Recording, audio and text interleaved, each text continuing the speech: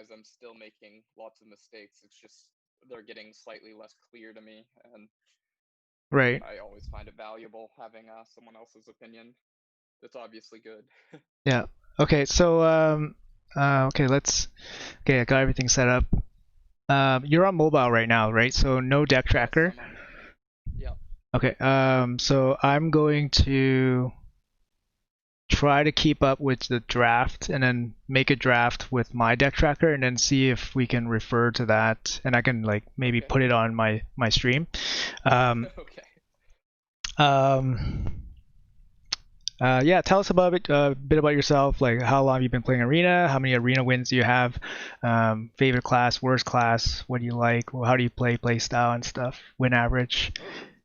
Oh, okay. So I haven't actually been playing Hearthstone that long. I started just before Ashes of Outland came out, maybe 2 weeks or so. I wasn't even out of the new player ranks when Ashes of Outland came out. Well, very new. And then I got Legend of the first 2 seasons. And then once I got Legend, the second season, I kind of stopped playing ranked and started playing Arena. Cool. I probably got 500 something Arena wins. Okay. I really like Hunter and Warrior the most. Paladin's not bad. I like the idea of Shaman, and I feel like I suck with it. And then most of the other decks, I feel like I don't perform particularly well with. So I try to avoid those. Um, but I don't know. It doesn't seem that complicated. My win average is probably just under 5 right now. Right. Um, That's Hoping to awesome. get that above 6, but Yeah. it seems like the leaderboards, there's only maybe 50 people who average above 7 wins, and that's their best 30 consecutive runs. So I don't even know that there's that many people that do it. So it seems like almost unobtainable. Yeah, I mean, so you've only been around for like maybe a couple months. Previous leaderboards were a lot higher, so this leaderboard it does feel like a little bit of an anomaly. Um, Oh, okay. yeah, so usually it should be a little bit higher. Don't know, not sure why. Maybe the variants with the dragon cards. Yeah, but it's like if you say high variance, and then it's like you have people that do really well, as well as people that do really bad. So you would see a lot more people doing really well as well, but we didn't really see a lot of that.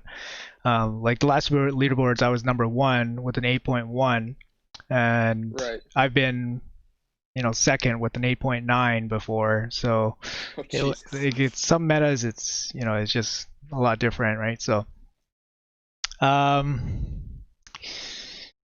it's also top 200 right now. So it used to be top 150.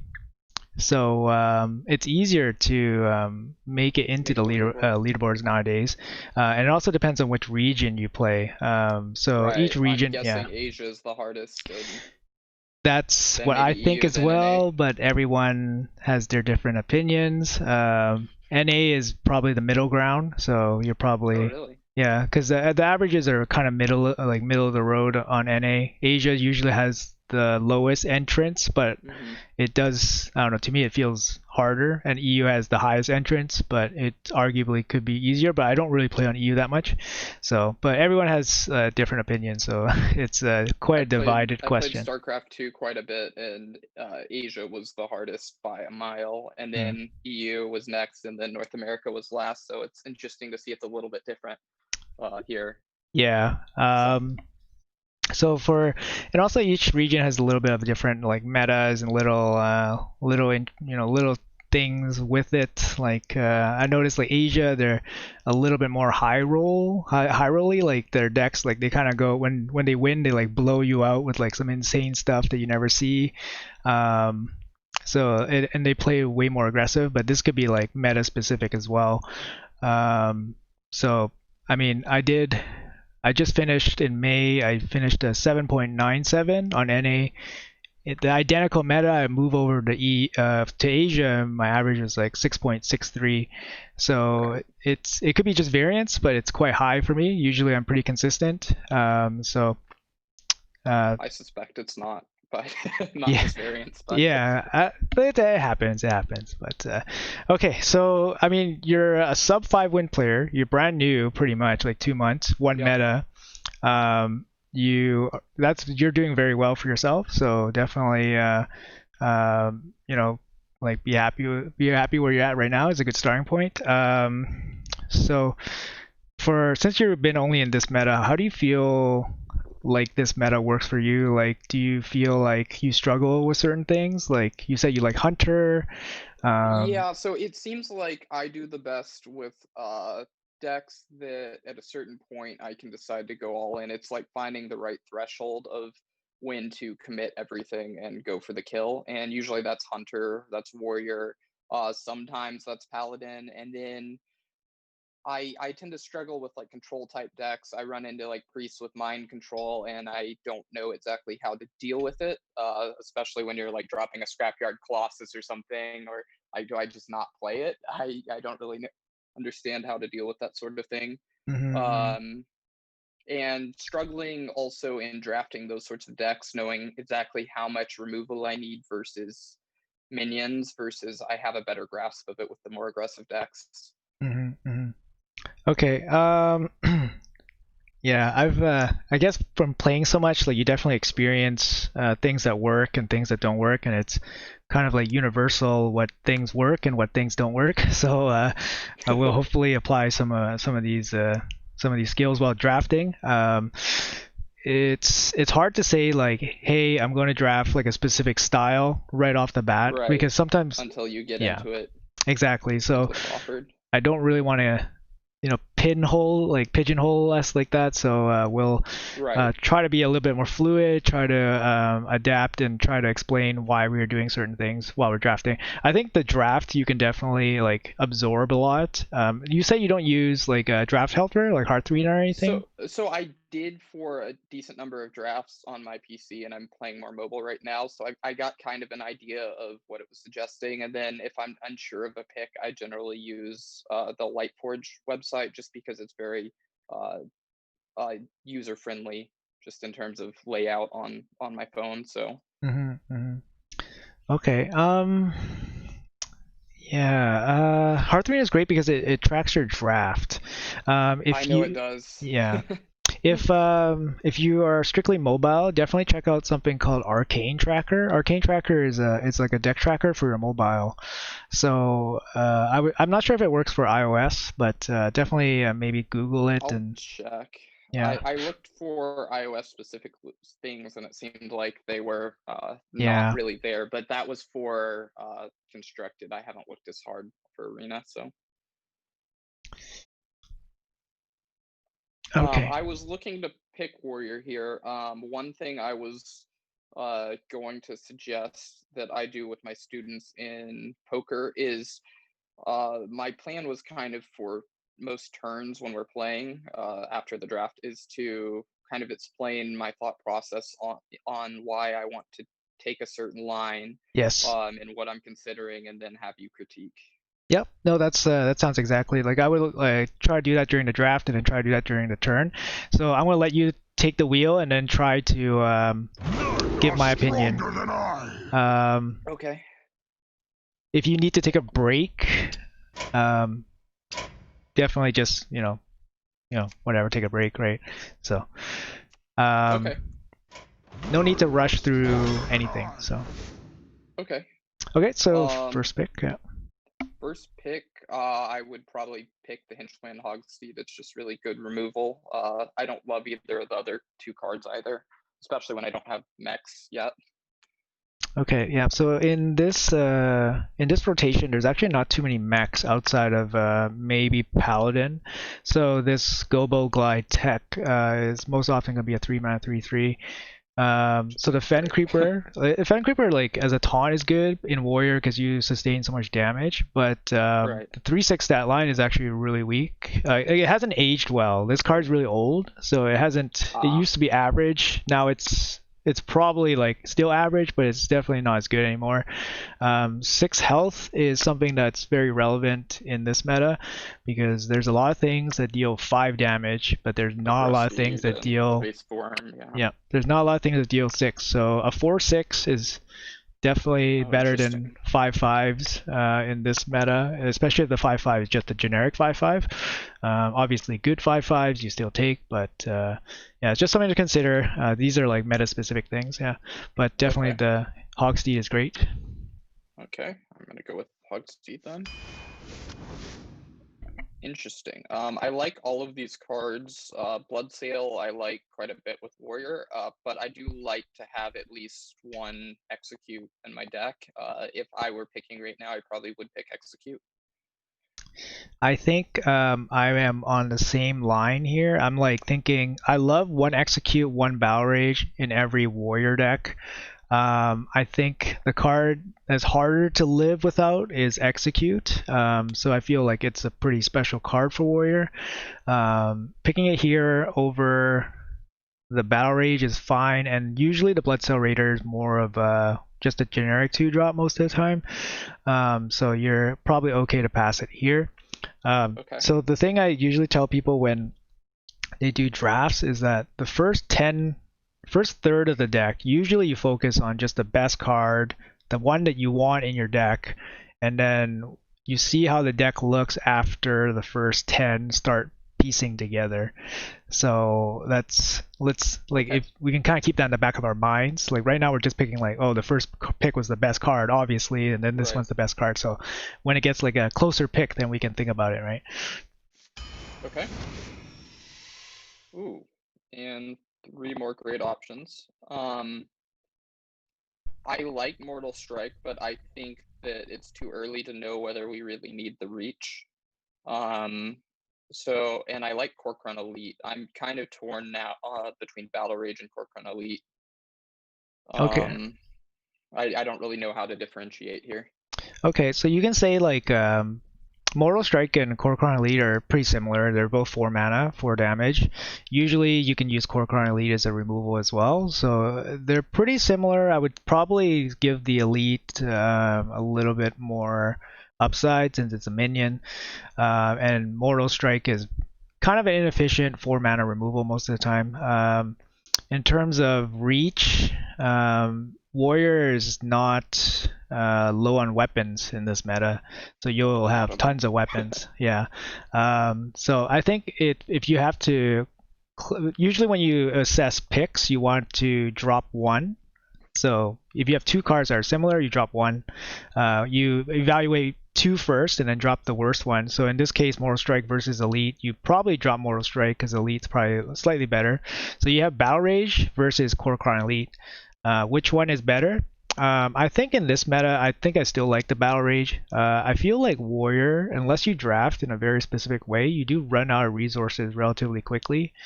And I feel like Corcoran Elite really is like more of a cherry on top for a certain type of warrior deck. There's a lot of good warrior 4-drops that you want, and Corcoran Elite is like near the Oh yeah, is like is not really Arathi at the and top of that list, and especially so sure. early. Yeah, you don't want to fill up your 4 slots so early. So I think I'll be happy with the first Battle Rage here. That's something I need to think about more in my drafts then is what other good drops that class has Yep. already. So I don't necessarily take that Mm-hmm. if I have equal picks.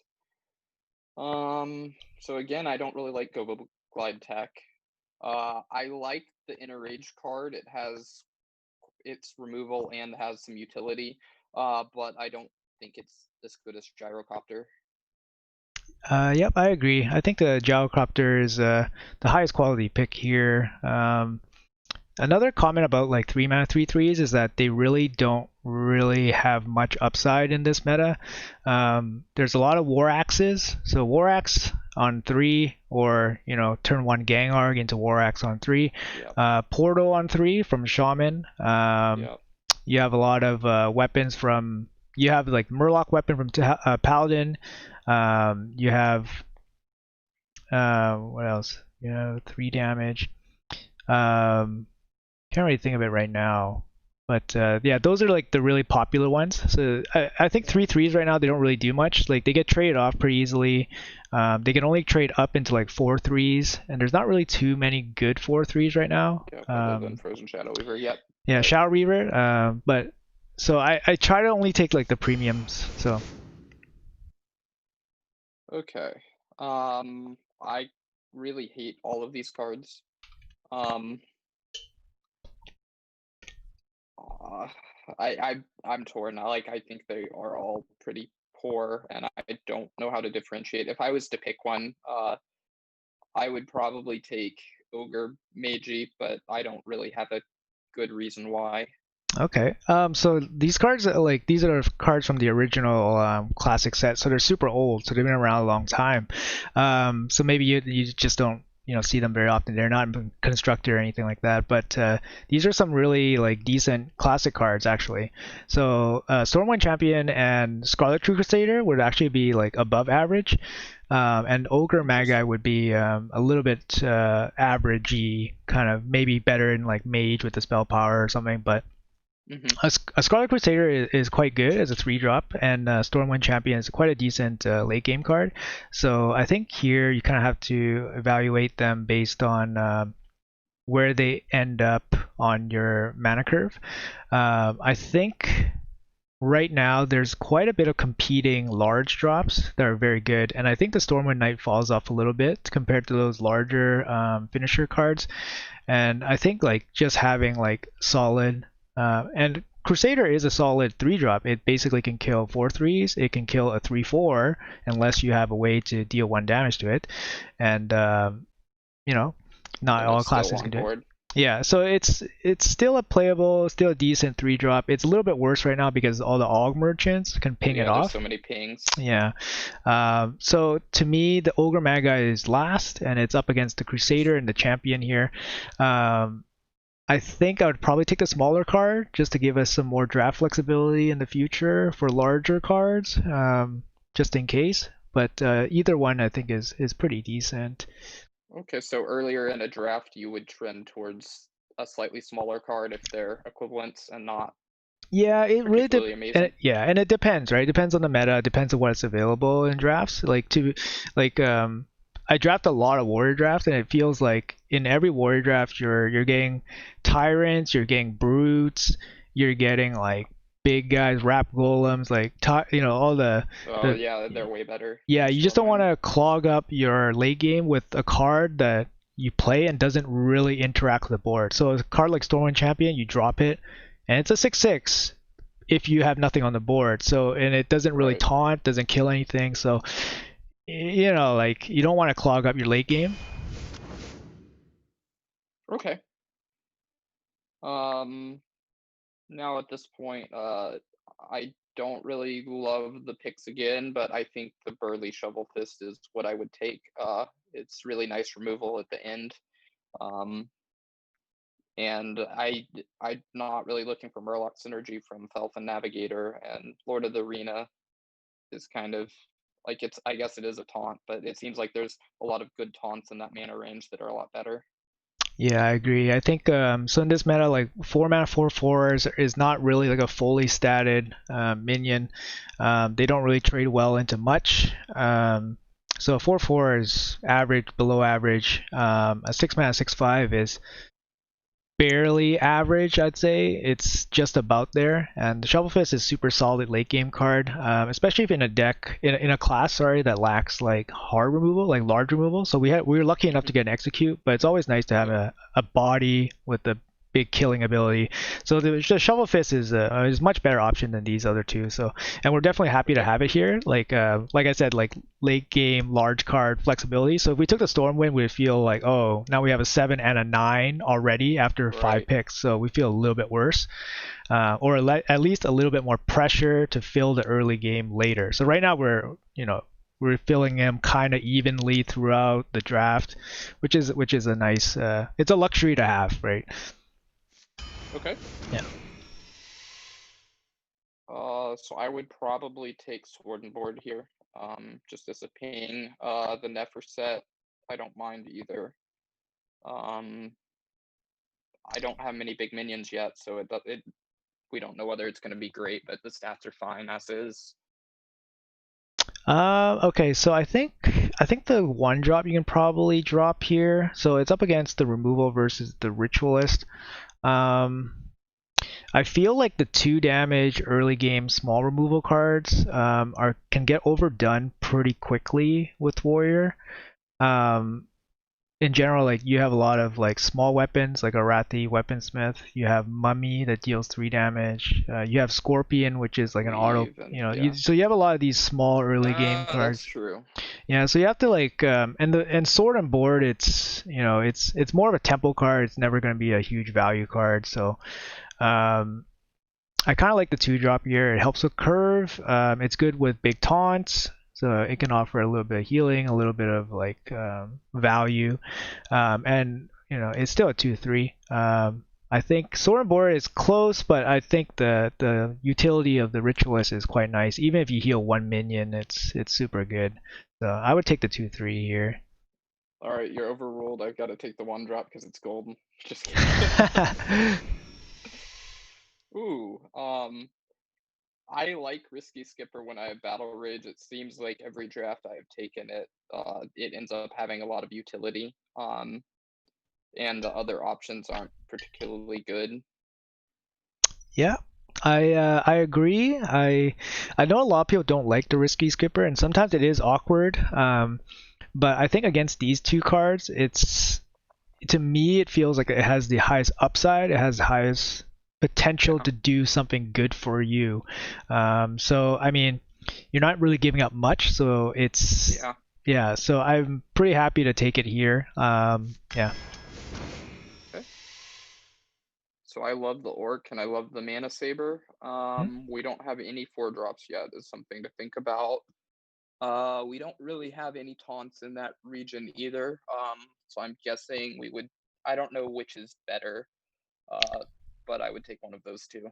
Yeah, so I think if you look on tier list, I know because I do the scores for Hearth Arena. Well, my team does. I remember you saying that on a stream once. Yeah, so I can tell you that we basically rate these cards very close. I know that the Orc is slightly higher, and I do believe that the Orc is slightly better than the Mana Saber. I like the stealth on it more than the +1 mana crystal because it relies on you utilizing the crystal, but the stealth is actually very good too. But I think the Orc, because it comes down on as a 3/6 on turn 3, it's very strong. It gives you healing. It basically heals you. You're a warrior. You need healing for all your weapon use. You also have random synergy with the Ritualist, which is really weird. That's kind of like a shock factor too. Like you drop the Ritualist and then you get extra damage. Like it's kind of a fringe synergy card with that card. But I mean, as a one-off, I really like the Orc here just to stabilize your early game a little bit. Let's do it then. But I think either one, like you can get behind either one. It's totally fine. Okay, so don't love the options here. I would take Chimera just because it's can be really tricky to remove, especially if you drop it behind a taunt. And I don't really like Rocketeer unless I know I have a super aggro deck, and I don't know that yet. Yeah, I think the Rocketeer fits in some drafts. It's not the Dollar Mage. Dollar Mage is by far the worst one, so you've done the correct thing by narrowing it down to 2 picks. I think the Rocketeer is a little bit. It's obviously not very efficient. It's 5 damage for 6. It's obviously expensive. And Warrior has easier ways to deal 5 damage. So the Chimera is probably the pick. Like it's okay. It's definitely worse in this meta with all the Aug Merchants, like I said. So basically 1 health minions are slightly worse. But I mean, in some spots it can be game winning. So I'd probably be okay with taking it here. But definitely consider Rocketeer in certain other drafts. They're pretty close, I would say, these 2 cards. So I feel like what would push me towards Rocketeer here is if I already had a couple weapons, like an Arcanite Reaper and a Gnarg or something like that.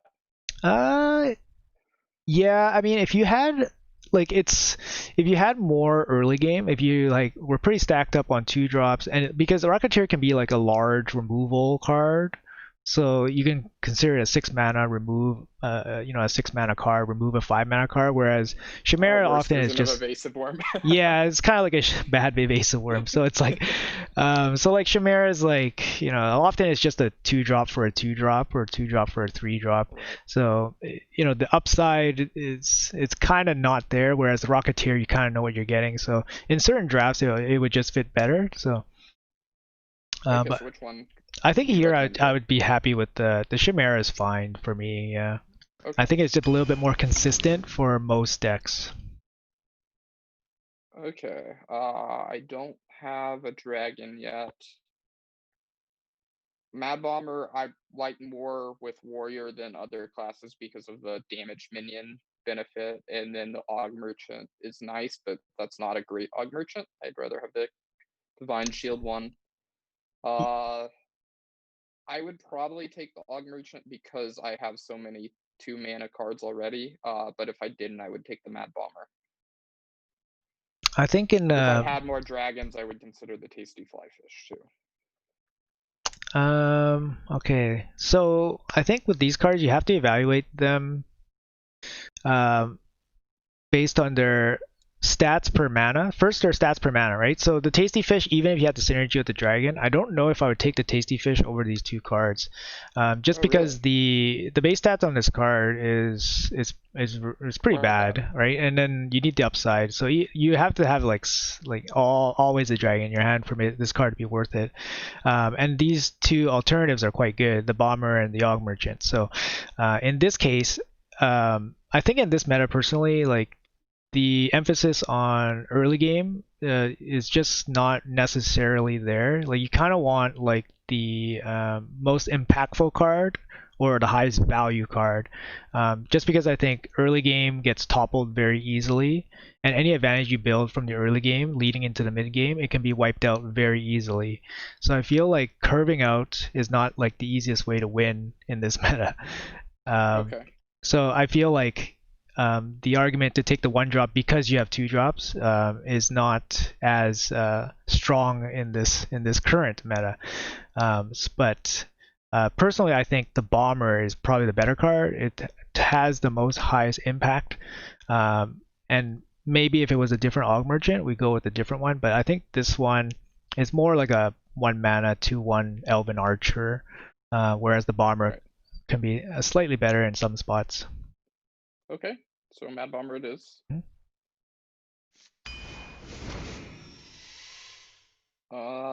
I think this one's Living Dragon Breath by a mile.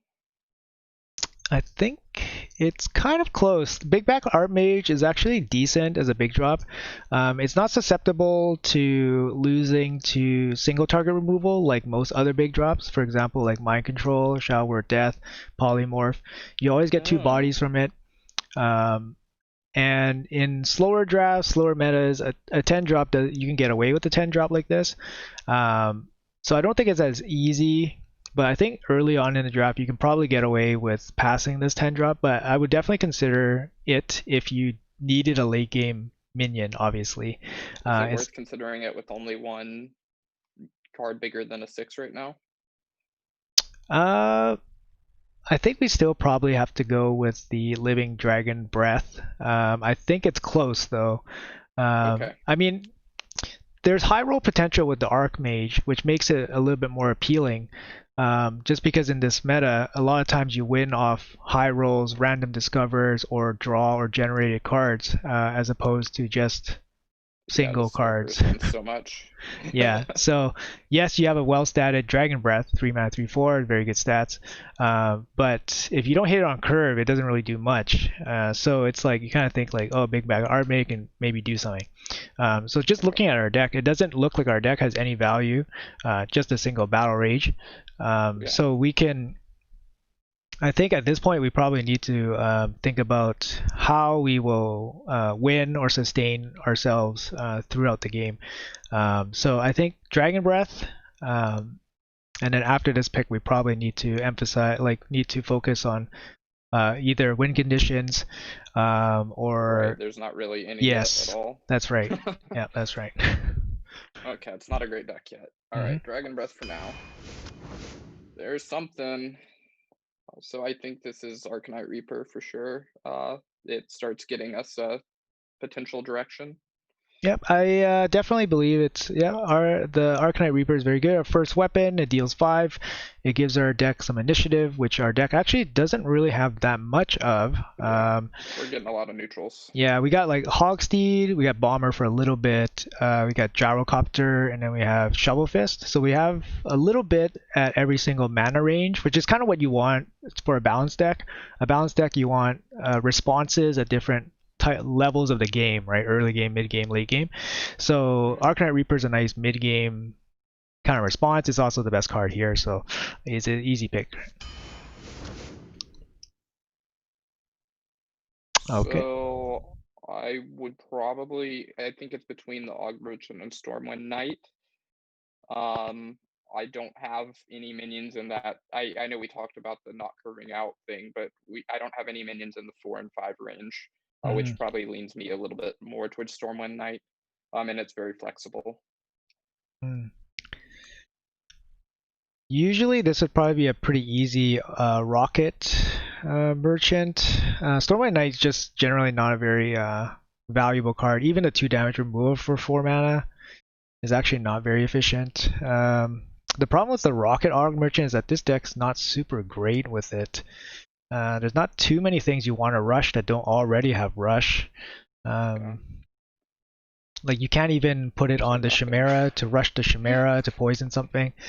I don't think it's the Warbringer. I think it's a little bit too slow as a big drop. I agree. It's to me it's a toss up between the Aug Merchant and the Stormwind Knight. I think the Aug Merchant might be the pick here just because it's pretty solid. It only costs 1, deals 1, whereas the Stormwind Knight costs 4, deals 2. Yes, it can go face, but I think I'm okay with the rocket here. That one's Raffi for sure. Finally get a second weapon. Arathi's Hailbringer's pretty good too, but Arathi is just so strong. Yep, Arathi is super solid 4-drop. Hailbringer is solid too. I think it might be slightly worse in this meta, it feels like. I'm not too sure why. I think the body doesn't. Yeah, I think the body just doesn't stand up very well right now. But yeah, Arathi is super good here. Actually, I also think Arathi is slightly worse in this meta too. It's not as insanely strong as it is in previous rotations, but it's still Arathi here. Okay. I guess Twilight Drake. I don't want Sunreaver War Mage. I don't have any spells that fit that. I don't really know much about Dimensional Ripper. I don't think I've ever drafted this card, but I have a bunch of small minions right now. It seems like you would want a heavy deck for a card like that. Yeah, unfortunately, it's gonna be Drake. I mean, you need a 4-drop. It's a decent 4-drop. Usually, you don't get too much synergies with it, but you might as a warrior. Usually not. But War Mage doesn't really work in this deck, and Ripper is it's too high. It's too high rolly for 10 mana. It's Sure. Yeah. So Drake is perfectly acceptable. Now it might be time to consider that Archmage. So, yeah. I don't think I want another 3-drop right now. Yep. Safeguard I kind of like, but I feel like I think I value taunts more than I should, and I'm trying to move away from that right now. So I think right now I would take the Archmage. I think yeah, I like that. It's kind of working out towards what we were talking about. So here the 3-drop is probably the best card in a vacuum, but we don't really need like this type of early game. So to me, it's between a Safeguard and a big bag of Archmage. As Safeguard, I think is somewhat underappreciated sometimes. Like it's kind of similar to like Sunwalker, but I think Sunwalker gets a lot more love than Safeguard. Right. The 2 bodies is pretty nice, and you know, it does protect you for a lot. It just doesn't. It's not very overwhelming as a 6-drop. It feels like it just delays me dying. I don't ever feel like I play it in a game I'm winning. Yeah, so it's good to block people out when you have a board behind it and you're kind of pushing. That's kind of like the the best thing about Safeguard, but it doesn't really stand up well against most 5s, most 6s. It's like a 2-hit punching bag usually. So I mean, it's decent, but I think I would probably just side with the bigger drop here. It kind of locks up your early game. At least you have one big guy in your deck, and it's halfway through your deck. Right. So. Okay, Gnarg, final. Whirlwind's good, but Gnarg is overpowered, so... Yeah, Gengarg is the best one drop of all time, so... How many Gnargs is too many? I had one draft, but I took 5, and I think it was too many, but... Yeah, I think 4 is probably where I call it. I've never had a draft with 4. The last one was, I think it was up against 2 really bad choices, and so I was like, okay, a 5th one, I guess. Yeah, it's as long as you get on turn 1, it's so good. But if you don't get on turn 1 and then you start getting them later, then it's like, oh yeah, crap. You just lose the game. Yeah, that's how I lost the run. Big ol' Whelp, I don't have anything in that range. It's a lot better than the other 2. Perfect. So I was saying how 5-mana 5/5s are kind of a liability, but as long as they're good, strong effects that you want, it's okay to take the 5/5. The problem with the big ol' Whelp is a lot of times when you coin it out, you play it right into the Rusteed, and then you probably lose the game at that point. If you get your coin 5-drop removed clean and the guy leaves something on the board, you're probably going to lose the game. So that's the problem with something to something to think about, right? But Whelp that's for good sure. To know, because Whelp has been, I have valued it very highly. I love Wormhole Challenger, but Twin Tyrant for sure. Bone Wraith is also really good. All 3 of those are great cards, but I think it's Twin Tyrant. Yeah, I love Wormhole Challenger. I mean, the card to me is like a super high utility card for warrior. Like it's a ping, it bypasses taunts, like it's a multi-ping, like it's a really great card, and often you can even play it as a 3-mana 1/10 on turn 3. Like you don't get that many stats for a 3-drop, like so. But Tyrant is probably the best neutral of all time. So I'm just sad all of these are against each other. Yeah, that's you want all 3 in your deck, but unfortunately it's Big Daddy Tyrant here, so. I need to get me a Golden Tyrant. That's what I want. Yeah. I like Dragon Maw here. I like Whirlwind. I think it's Dragon Maw versus Whirlwind. I don't really have much AoE, but I do have some pings. I do have Risky Skipper, I guess, for AoE. But Dragon Maw is just so good. And it looks like I still need to develop that kind of mid-game a little bit. Yeah, so usually Warrior, like, they don't get a lot of AoE, like, ever, and you don't really want to force the AoE on Warrior because the AoE that Warrior gets is not very good anyways, so so you never really want to force it. They usually do to remove stuff. Yeah, they usually do good enough with just like random weapons and then random like small damage, like slam, 2 damage, 1 damage here and there. So to me, it's a super easy mid-game beat stick. Like this is one of like the cards that kind of transition yourself into like, hey, I'm winning the game. Like this minion stuck, I'm winning the game now. So Dragon Ball Stalker, like these 6-drops, there's a lot of solid 6-drops right now. That's kind of why also like you don't want to pick up a card like Safeguard too early because it jams up turn 6. And the problem with too many 6-drops, like too many good 6-drops, is that on turn 10 you can only play 1.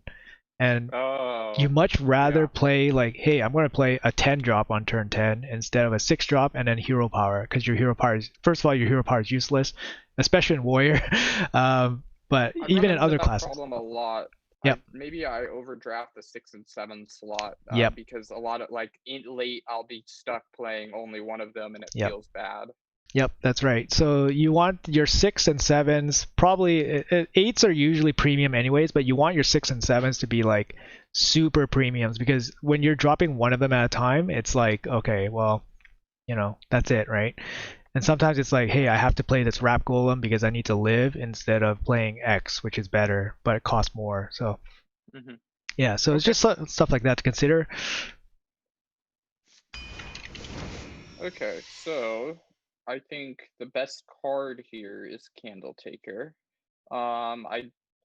Waste Warden, I feel conflicted because its stats are really bad, but its removal can be valuable. I think that I generally don't tend to draft it. Plate Breaker just seems like a bad 5/5, so I don't think that should be an option here. If I were picking right now, I would probably still take Candle, even though I kind of need 5 drops and 4 drops, but I think Candle's better.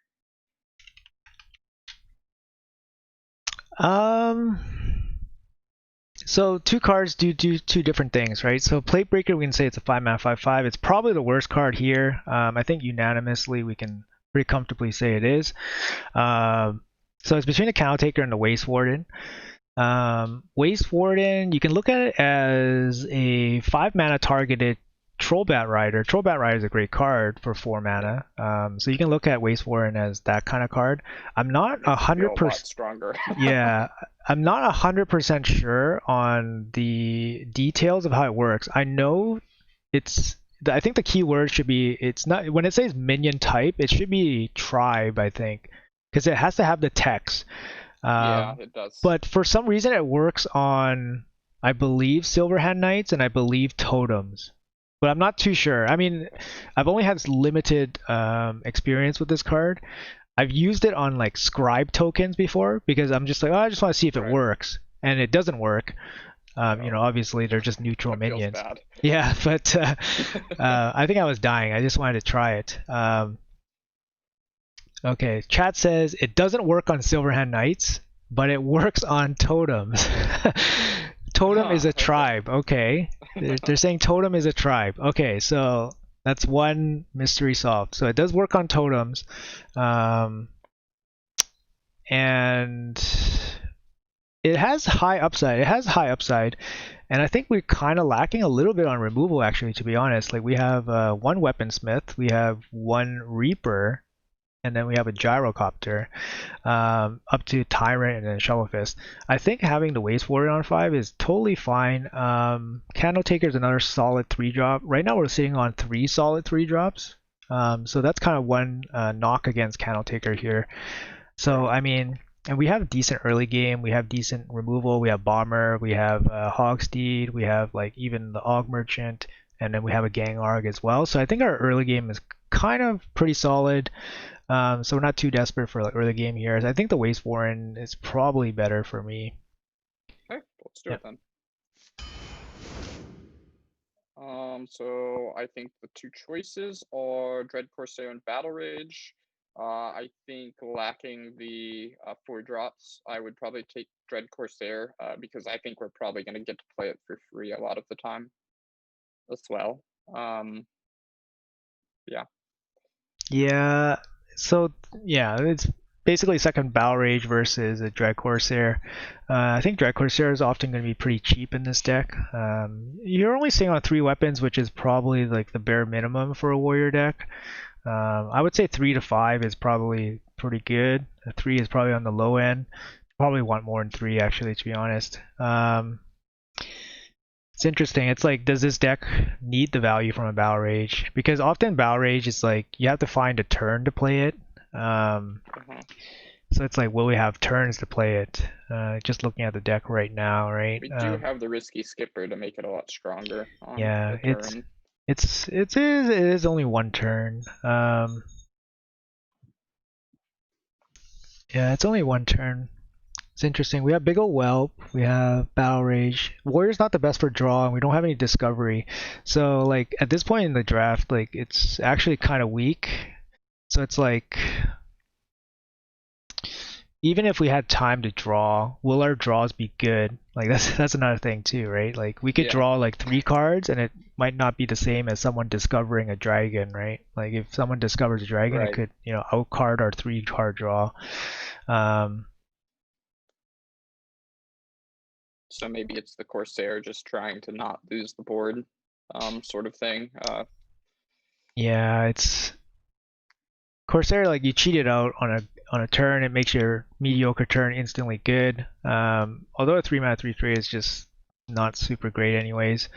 most of the time. Like it's kind of a speed bump, right? Depending on what time when you play. Like if you play on turn 3 along with other stuff, it's insanely good. But later on in the game, it's more of a speed bump.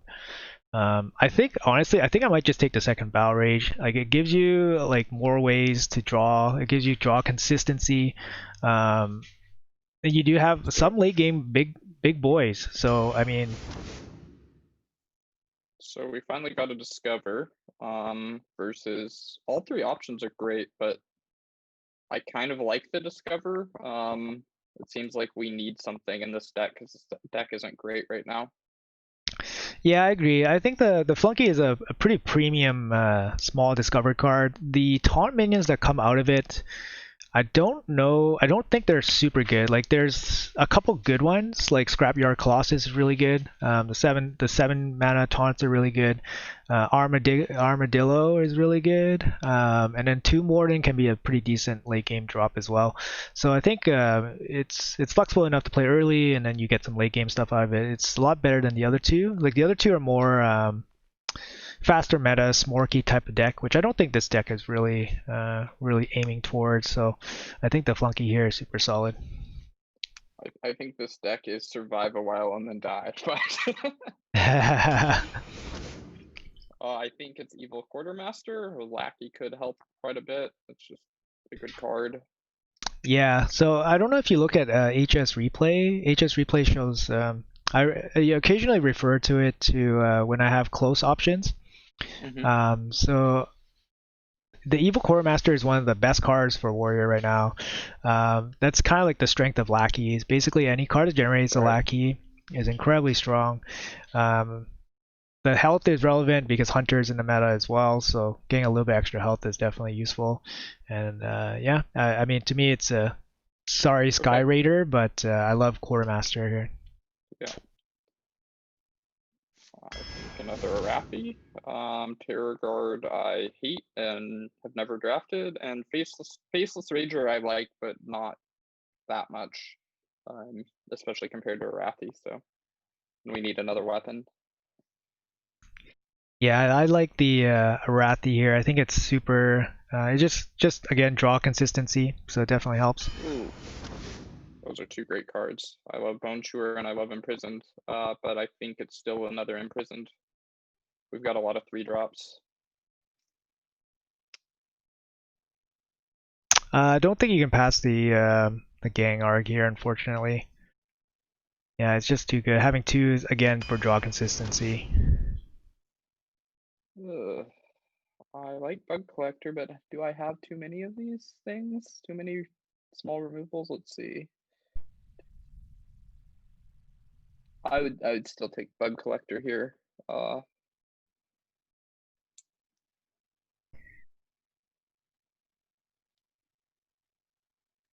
I good to do that? Hold on, somebody is showing your.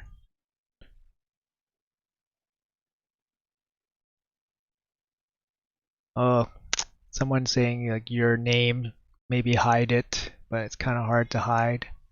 Oh, that's hard to hide. I don't care if you hide it, personally, so I wouldn't care. Okay. Don't worry about it. Okay. Okay, so we can talk about like deck size here. Usually the Bug Collector is the correct pick, although I think I'm semi-concerned about maybe deck size. Being too small, you mean? Oh, sorry. Yeah, being a little bit too small, having a bit too small of a draw. Bug Collector, like it's more of a small ping. I think. Can you scroll up to the top? Also, your early game's insanely good with the 2 Gang Args, 2 Weaponsmiths. You also have an Overconfident Orc, Bomber, and the Hogsty already. It just seems like I'm gonna have the board. Yeah, it just seems very likely that you'll have the board, you won't have trouble regaining the board. So it feels like Bug Collector is like a little bit of it's the card you don't really need. Like I'm kind of leaning towards like just the Fen Creeper. Like it's still like a 3/6. It's not the best, but like it fits the slot. It's taunt, which actually you don't really have that many of. So I mean, especially not of the bigger cards. Okay.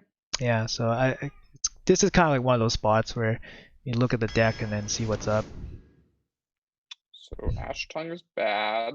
I don't think we need another Battle Rage, and Spiteful Smith is pretty good in Warrior with the weapons, especially. And it has that 6 mana, so it's over that 5 mana or 5 health threshold.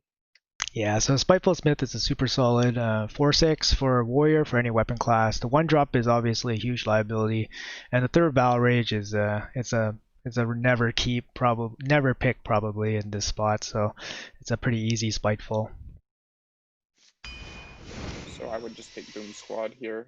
There's some merit for 2 Morden, it seems like, but I think the Discover a Lackey or a Dragon is too good. And we kind of need something still.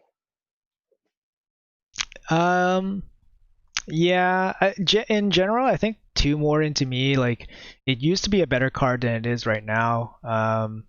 8 mana for 2/3/6 taunts that don't really interact with the board. It's doesn't feel super strong right now, but obviously 2 taunts is very good against early game. So it's still a good card. It's just not as good as it used to be, in my opinion. Boom Squad is it's a way to give you some kind of flexibility in Warrior, and really your deck could use some flexibility. So to me, it's an easy Boom Squad. Yeah. Okay, why don't you give me about 30 seconds? I'm gonna go pour a cup of coffee, and then I'll be right back. Sure. Let me put the deck together. Yeah. Hey chat, how are you guys? Why isn't it as good as it used to be? So basically late game cards before, they weren't as good as late game cards are now. So an 8 mana card now is a lot better than an 8 mana card before. So as an older 8 mana card, 2 Morden used to be good. It's just not as good as the current big cards are now. So that doesn't mean it's still not a good card. How are you guys doing? Sorry, we're just doing some coaching today, so it's going to be limited chat interaction. But thank you guys for hanging out. Safe5, you're still in chat. Thank you so much for the raid, man. Appreciate it. Matt as well, if you're still in the chat. Thank you for the raid earlier. You're just hoping for the arena rotation to happen? Yeah, I know. I don't know. I mean, it's okay. I think we're used to it, man. Hey, Rusko, nice to see you, man. Really informative draft. I try my best. Hopefully it doesn't take too long. Seems to be quite long. Haven't played Arena in a bunch of months. Yeah, you disappeared for a little bit. Okay, so I couldn't put the deck together. You were gone. Okay, let me. Hold on. Yeah. Yep. Sorry. Oh, no worries, no worries. See if I can... Okay, let me quickly put the deck together so we have something to look at here. Okay, so Battle Rage. So what? We got 2 of them. Gengar. We got 2 of them. Boom Squad. Would you like me to read them off? Oh, no. I'll just look. I'll just ask you to scroll. Sorry, when I need it. That's fine. Okay. Just take another minute. Sorry. I've never done this before, so I just want to see if it works. So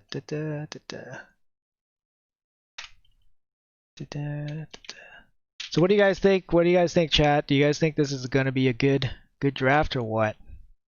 Is it going to be a 12 winner? Obviously, with my superior warrior skills. Wink, wink, nudge, nudge. I can easily pilot this to just 3 wins, right? Feels like I'd be happy with 5 wins with this deck.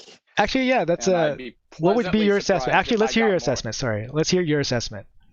I would be happy with 5, probably expecting about 4. It just, like, I have some weapons, but it doesn't feel like I'm going to be able to close out that many games. And if I fall behind, I don't see a way to come back. Unless I clear the board with weapons, but...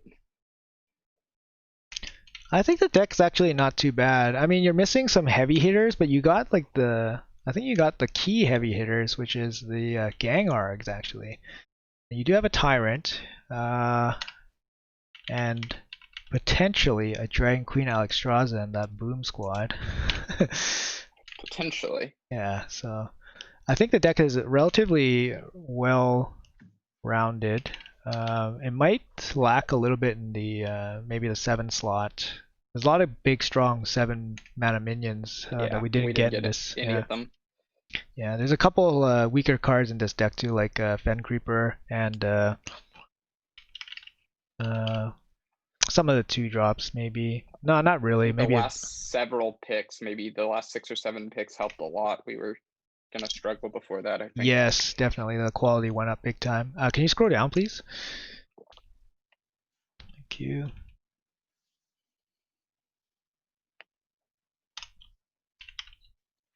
Yeah, it's like I'm trying to see like how this deck is gonna win. I think it has decent win conditions. Tyrant can win games. I mean, even the 10-drop can win a game if it goes unanswered. Shovel Fist can win a game. Okay, I think I got it. Oh, missing 1 card. What am I missing? 2. Yes. Darn. What am I missing?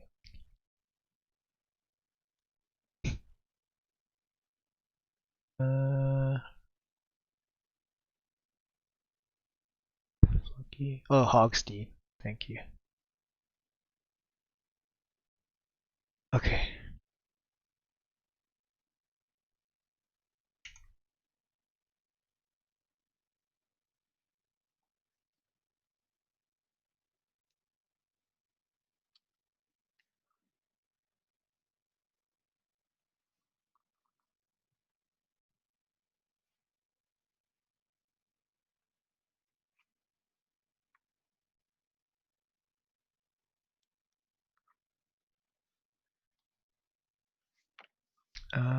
Let's see. How do I want to do this?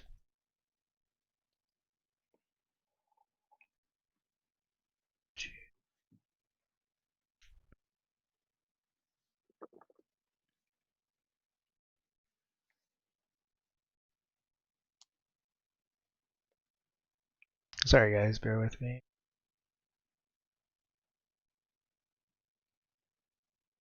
All right, there we go. Stream enhanced. All right, we good to go? Everyone's saying the deck is too fair. Yeah, a little bit fair. Yeah, we're missing some high roll potential. All right. Okay, we're good to go. So you run the play, and then I'll see if I have any additional comments, maybe better lines. Okay. That sounds great. Oh, actually, you know what? Shit. Because there's a slight delay, I need to probably go in game and spectate you, which would be easier. So I'm gonna go in game right now.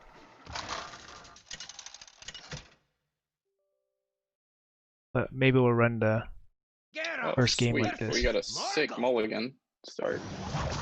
Yep. Can you actually see my screen, or are you still transitioning? I can see your screen. Yep. I'm just gonna keep all 3 of those.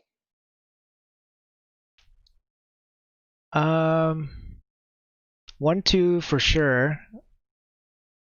Probably keeping the Wrathy is probably fine as well. Yeah. Because I can probably swing on 3 and 4 and then play a Wrathy. Hmm? Okay.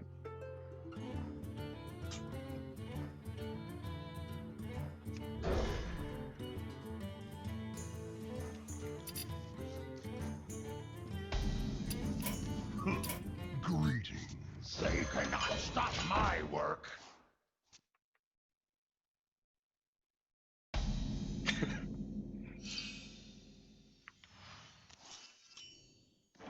Wow, I actually won the RNG flip there. I feel like this card usually puts 3 bombs into me. That's okay, just a little bit of damage. Okay.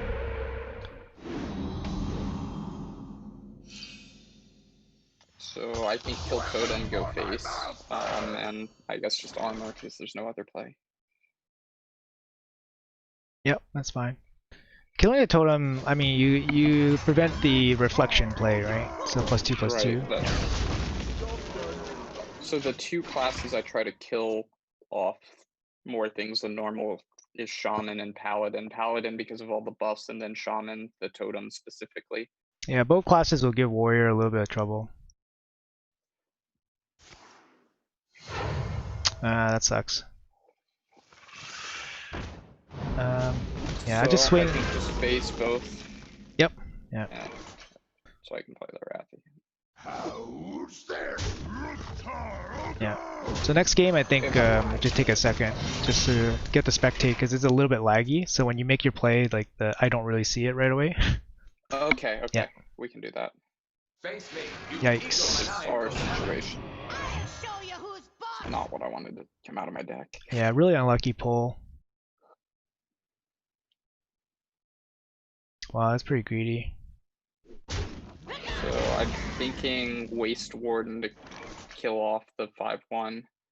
I really hate the spot though. I'm not quite sure how I'm gonna kill it anytime soon. Yeah, I think you don't really have super good plays. Like the Spiteful Smith is the strongest play, but I mean it's most likely going to get traded off by the 5/1. So I think here you probably just go Waste Warden into the 3/8, put your face into the 3/8, and then obviously a 2/2 into the 5/1. Ah, okay. Yeah, so you save yourself a little bit of health. I was gonna put it into the 5/1 was what I was gonna do. So I do this.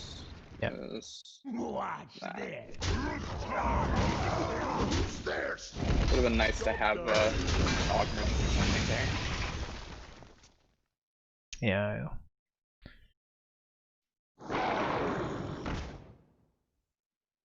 That's bad. That's really bad.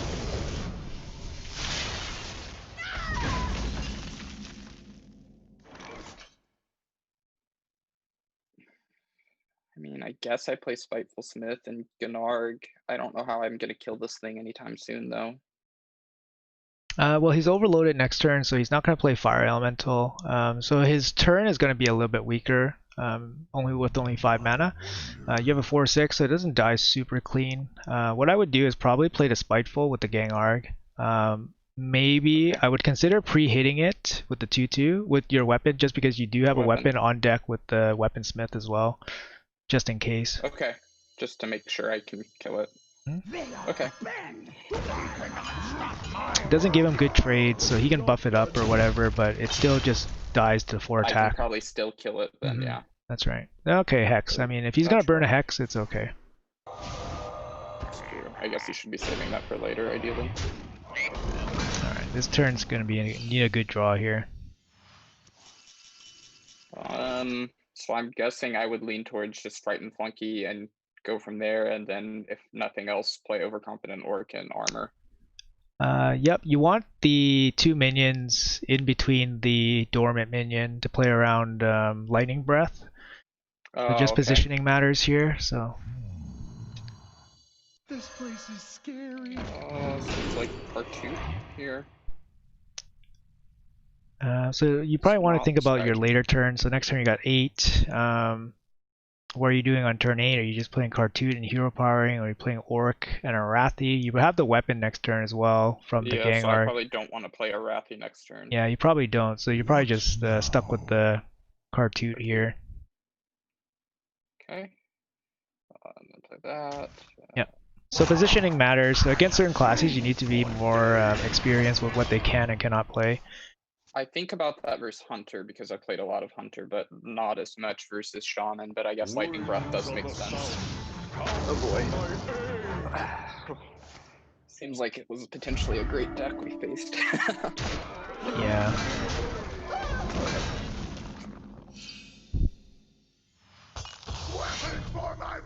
Okay, so I'm leaning towards 3/2 into the 3 or face into the 3/1.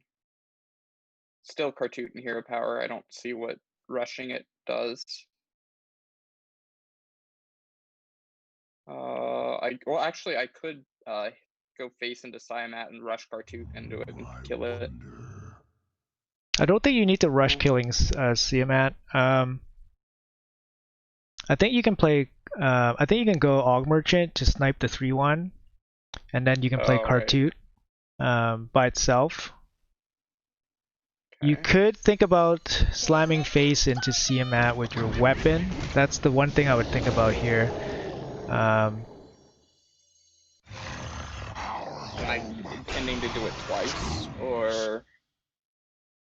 I mean, he has to go through 2 bodies, right?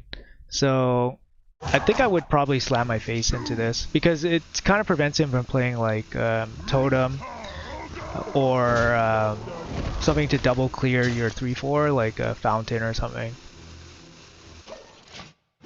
or even a Hex. Earthshock, yeah. Jesus Christ.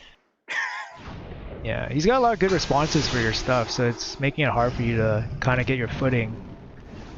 This doesn't feel like what I'm playing. So I think I put Burley into the Fire Elemental, and I have to decide how to trade into Tiamat, and I'm leaning towards the minions because I think my health is a little too vulnerable to take 6 more damage.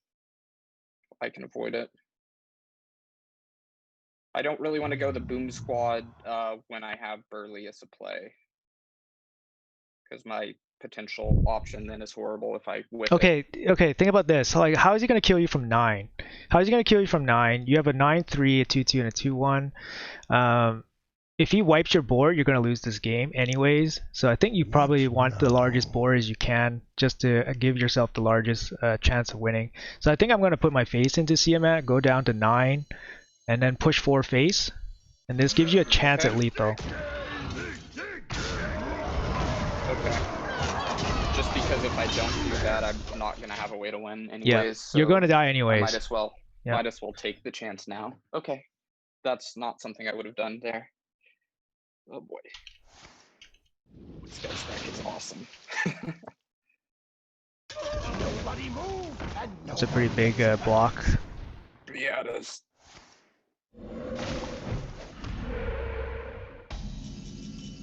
So I think I start with Boom Squad and go from there.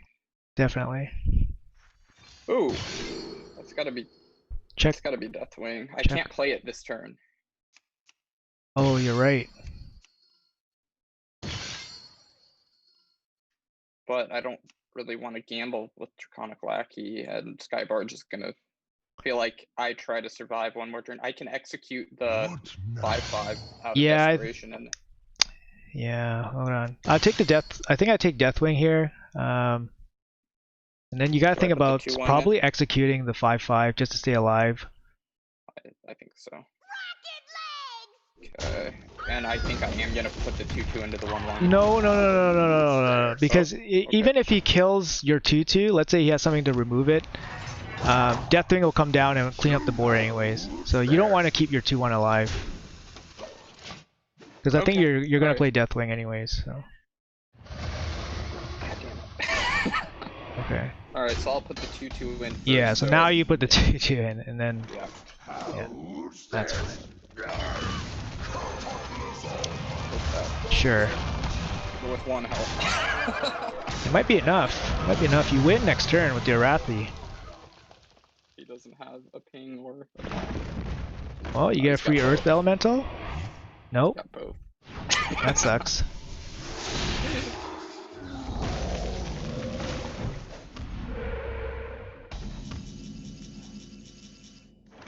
Yep. Yeah. I want to play Dragon Maw, but I don't think I have a choice. I think I just have to play Finn and Arathi and hope. I mean, I don't know how I clear it though. Maybe I just play Dragon Maw. Anyways, it doesn't matter probably. Hold on. How much health do you have? 12? It's down to 5? 12. I can get to 15 or 14.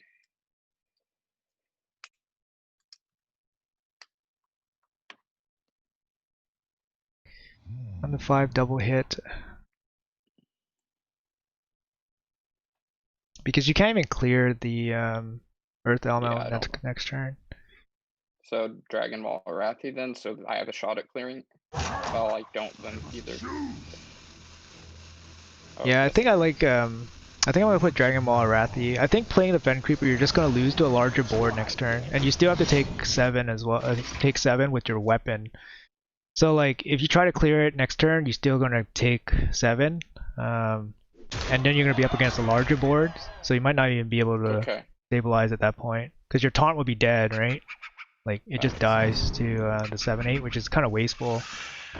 Okay, so you're down to 3. Okay, this gives you a chance here. Okay, that's not the draw you want, but this gives you a chance. Minions in. Yep. Minions in. Minions in. Play the taunt. Play the taunt. You have to hero power. Yeah. You have to kill. Then, you have to kill one of the tokens. Yeah, one of the 1/1s. Wait, oh, actually, yeah, you have to kill one of the 1/1s. Sorry, you have to kill one. Can you explain why? On the 1/1s? I'm not quite seeing why. Sorry. I probably would have hit the totem. That's what I would have done. The totem. No. Hold on.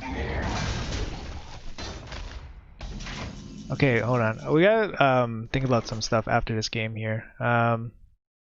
You're dead, right? So this is dead. Okay. Okay.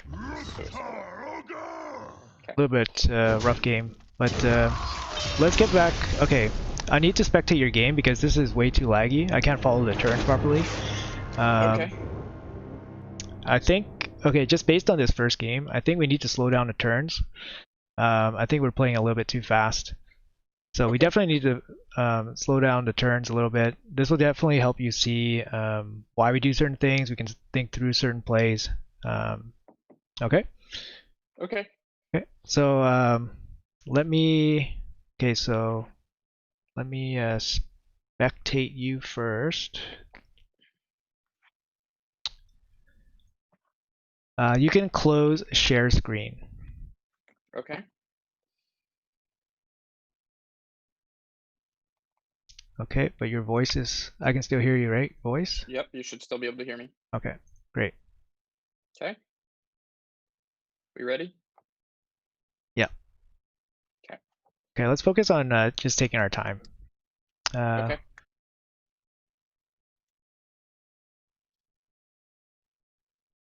That game felt unwinnable, but there were definitely a few spots I wasn't sure about.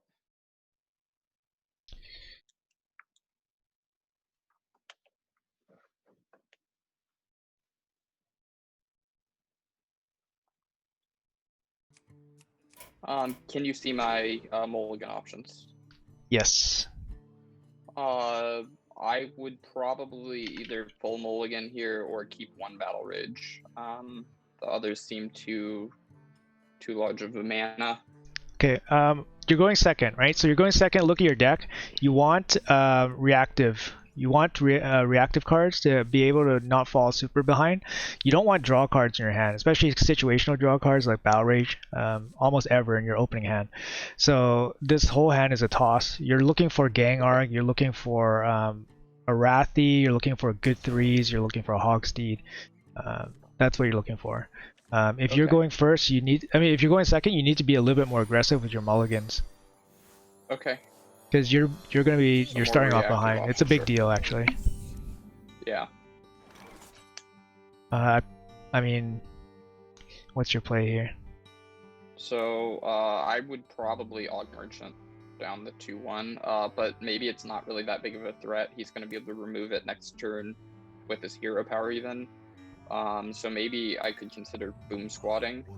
And then I have the option, if I have no other play, to coin out Quartermaster. Aug Merchant here is totally fine because even if he hero powers, which he probably shouldn't, it's actually really good for you. Because it slows down the pace of the game, right? So like if he hero powers, you can't develop like a 2/3, for example, which speeds up the game. So I definitely target it right now. Okay. Yeah. So giving up the giving up the minion here for hero power is totally fine. Okay. So basically when you're on the coin, you have a huge disadvantage for the early game. And the earlier you use the coin, the longer your disadvantage will be. So every turn after you use the coin, you'll have a disadvantage. So in the late game, the coin means nothing. So if the game is slower, it will benefit you, right? So you know what I mean? So if he slows down, that's great. So he didn't hero power, which is the correct play to tempo out. So now you have to play against his 2/3, right? This is what we wanted to avoid. So I would coin out Scarlet Crusader or Evil Quartermaster. I feel like Scarlet Crusader is probably better, in that if he goes face here, then I can just trade in with 1 minion rather than 2. Yeah, I think coining out the Crusader is probably fine. You don't have a great follow up. Usually I try to not coin it out, but I think here is probably fine. Pass. Yeah, you just pass. I think This guy's passing. Pissed at us roping. It's okay, just squelch him. We're like, you know what I mean? Just squelch this guy. Yeah, man.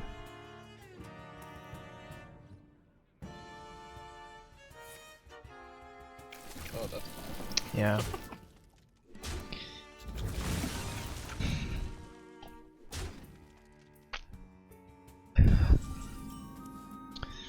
All right.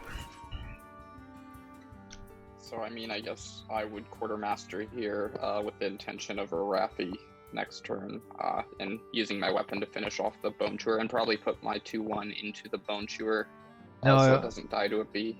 I don't think you preemptively put it in though. I think it's fine. I think it's fine to just play quartermaster and pass. Okay. Yeah. I don't think you preemptively put it in. Because then I take you take additional damage, or it allows him to trade up into your 2/3, so you don't get the kill with the Arathi. He kills your 2/3, so there's also some turns where, yeah, this wouldn't have helped your case anyways. So probably gonna double bump here. He wants the 2/2, yeah. Oh, okay.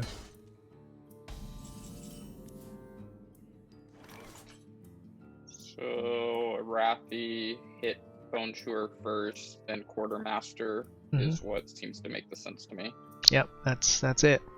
Okay. A little bit behind. Yeah. Yeah, so I think when you're playing by yourself, you definitely need to maybe double the times, double your turn times a little bit. Like, there's nothing wrong with thinking your turns, especially if you want to get better. So, and I think one of the biggest things for like 4 and 5 win players is to slow down, see additional lines, think about things a little bit more clearly, and then make the play. I play really slow, so that might just be my like bias towards it, but I feel it really helped me when I was at that level. 5/5 just comes out of thin air here. Getting out of control. Yeah. Oh, it's a 4/4. Okay. Well, it's gonna be a 5/5. Okay. So one thing that kind of appeals to me right now is Twilight Drake and then Titanic Lackey it, and put face into the 2/2. That's one line I'm seeing. I can see putting Spiteful Smith out, but it seems worse than taunting the Drake, and I don't think I have time to play Boom Squad. And next turn, hopefully, Gyrocopter can clean up. Yep, that's I like that line as well. Drake is really good right now. It's probably not going to get any better, so it's actually better than the Spiteful. So easy Drake with Titanic, and then 2, and then weapon to 2/2. Let's hope he doesn't have too much more for the 4/4. He has at least 1/1 here. Right.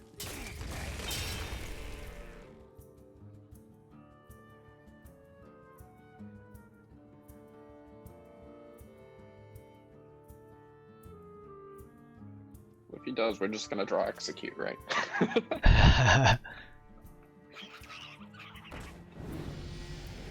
It's okay, I don't think you're in. He doesn't seem to have much unless he has like a buff or something here. Wow, this looks potentially quite nasty. Twin Tyrant, please bring me back from the dead. Yeah. What does your next turn look like? I was leaning towards Gyrocopter to try to clear. Initially, I like going into probably a Squirrel and then into the Questing Adventurer. Oh god. So it can clear that and stay alive, which is nice. But I have no way of killing it. I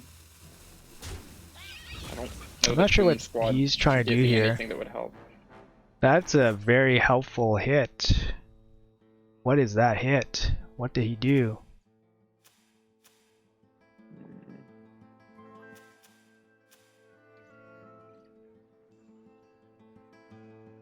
Yeah, so I would gyrocopter into the Proud Defender twice.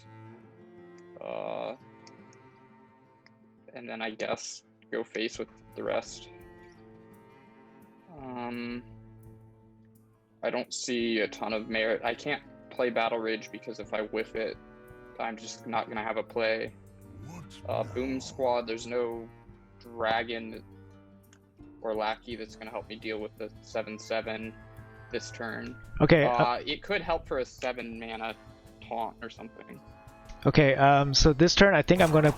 Okay. So I'm gonna put the 4/6 into the 2/6, play gyrocopter, and then hit the 2/6, hit the 2/2 and the 1/1.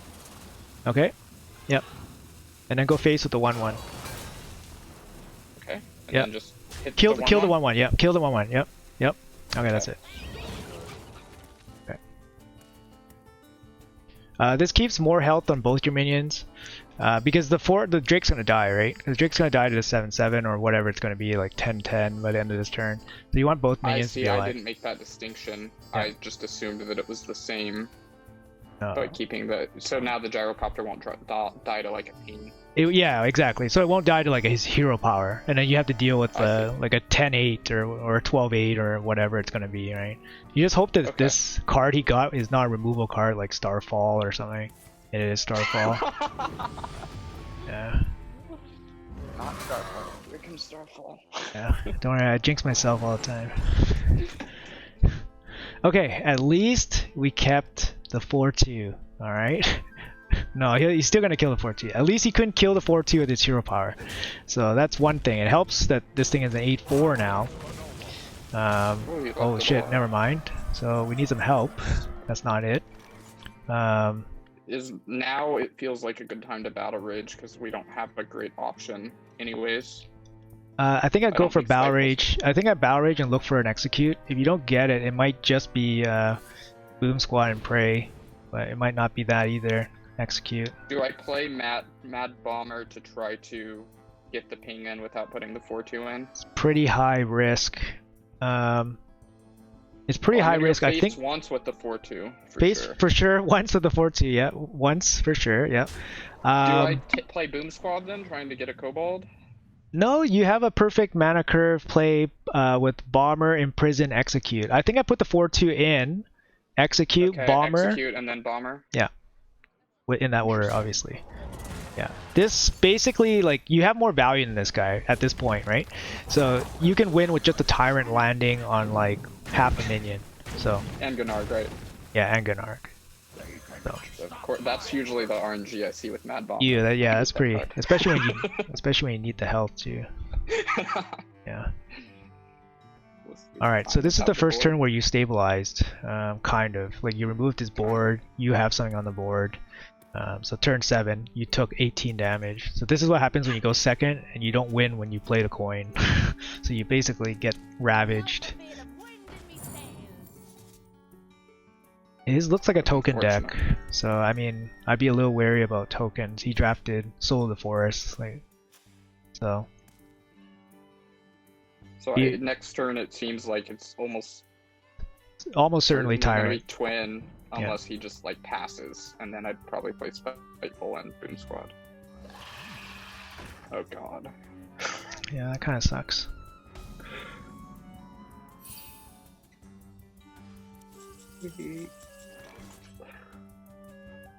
So I don't love like just throwing my twin to the plot, or do I have another option? Yeah, you have other options. So I could just go wide with Spiteful and Living Dragon Breath, and then hopefully deal with it next turn. Yeah, I think that's probably correct. I don't like playing Boom Squad because then I don't have that option. Both options are gone. Yeah, you also have a weapon next turn too, which kind of helps. And then I assume I kill the 1/1 because I'm desperate for health with the 3/2. Yeah, and it also makes your Tyrant better. So having the 1/1s on the board Right. makes Tyrants worse, and it also makes his buffs better if he has board buffs. All right. So you gotta pray he doesn't have like AoE. So if you recall in his hand, he has 2 1/1s and then 2 other cards, and then his top deck. So we know half his hand is 1/1s. So Okay. all right. So Pig takes that down. He's probably gonna go the 3/6 into the, the 3/9 into the 4/6, most likely. Okay. Okay, now this makes things a little bit trickier. Especially with Twin Tyrant not being able to, we can't clear 1/1 before going into it now. Ugh.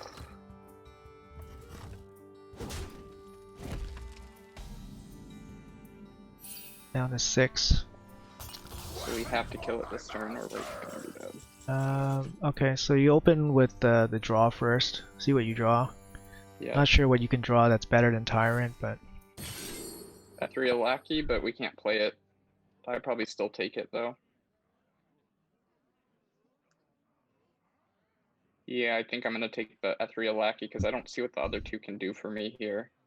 yeah, you're gonna have to take the Lackey here. And then I think I just have to pray Twin Tyrant hits the 5/11. Yep. And then trade off everything. Yep, I think the percentages are in your favor still. Yes, I agree, but still. Well, we whiffed the first hit. Oh my That's god. good RNG. And we Oh can't my- even kill it, so we're just dead. Just pass. You gotta leave it up to him. You have it. Hope that he hits it. My dream is your It's alright, we're gonna be in the loser's bracket now. Oh!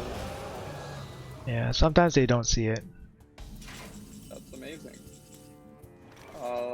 So I think I want to discover first before I trade things. This is a spell, so I'm gonna do that. Hold I on. don't- So you can also think about the whelp. What can you draw from the whelp that you can play for 5 mana that's really strong, right? Is there anything in your deck that you want to play for the remaining 5 mana? Nothing really, right? I don't have like a mummy, I don't have... Yeah. So you I can. don't have a brute. Yeah. So I would go for the spell first. Please give me execute or something. We can ping it for 2, which doesn't... Well, it helps a little. We can trade The 2 of the armor really helps. Okay, so I'll take the sword and board. Draw a card with the whelp. Draw a card with the whelp. Okay, now think of how to kill this thing. 3. So I would do sword and board 3/4/2/2, and then 4/6 and axe to the face. Yes, and then hero power. Go go go. Yep.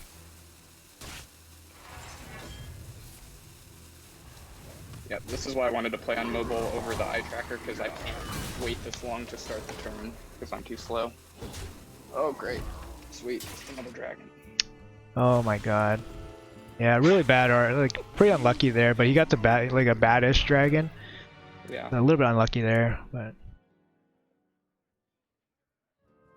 Well, he already missed lethal, so we're already in a part of the game we shouldn't be in. So. yeah, you never Feels quit. like You never any preemptively chance. quit. You don't preemptively quit, so especially at the old, the 0 win loss bracket, right? He probably maybe he's doing it for fun. We So don't we have. actually have 15 damage right now, like just in theory. Yep. With the Arcanite. It's getting. So It's it's close. yeah, it's getting close. We might be able to win. Like he's thinking about trading.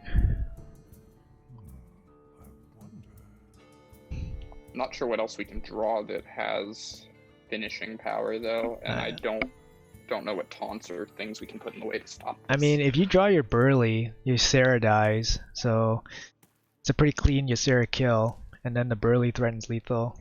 So it's not a bad hit. The taunts are not a bad hit either. Okay. Alright. In this case, you want to position your minions so that if you draw Ritualists, you want to hit the 2 highest health minions. So you want to position them next to each other. So the lackey there is a mistake. Yeah, that's right. Yep, there it is. Right off the top. Oh, cool. Okay, so What can we remove? We can go up to 7. That's not enough, right? So we have to kill at least Ysera. Yeah. More than that. Or not. 5, I mean, 3, none of 4. 3, 7, 12. Oh, we can do Waste Warden into Ysera, which also, well, it hits all the dragons. I'm gonna lose Big Ol' Whelp. That's okay. Or I can do Big Ol' Whelp and then never You could set. You could full heal yourself with Ritualist before. Yeah, so I'm gonna put Big Ol' Whelp in. No, Shit. okay. Because I want to heal it and then put the Waste Warden into it. Sure. That was my intent. So that. Yeah, I think this is Warden, better because you heal for 4, I think. Then Waste Warden into. Sure, yeah. That. And then I'm gonna put the 4/6 in. Yes, that's right. Here. And just go face with Axe. And face with everything else. Yeah, face with everything is fine, I think. You're down to 1. No, I'm dead if you hero powers. If you remember. Oh, yeah. But there is no way to kill another minion. I couldn't remove all of that. Is this so I just right? hope he misses it. He doesn't see it yet, so that's good. You're dead here. Now he's gonna see it. Yeah, now he'll see it. 'Cause now he's got it. What is happening here?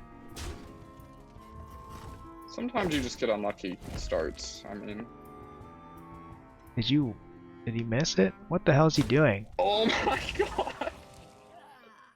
Is he trolling me? I think he's trolling you. Alright, well. Is there any way? Stop my work. 7, 12. We're so close, actually. I can't remember. Yeah, he's just trolling now. Yeah. Now I'm just gonna go face, cause whatever. I don't want to waste your time. Let's just get on to the next game.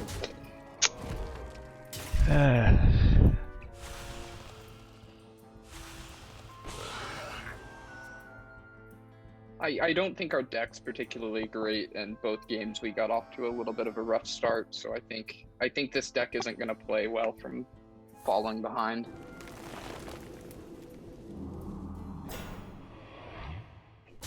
Okay. I'm not gonna waste your time. I'm gonna concede.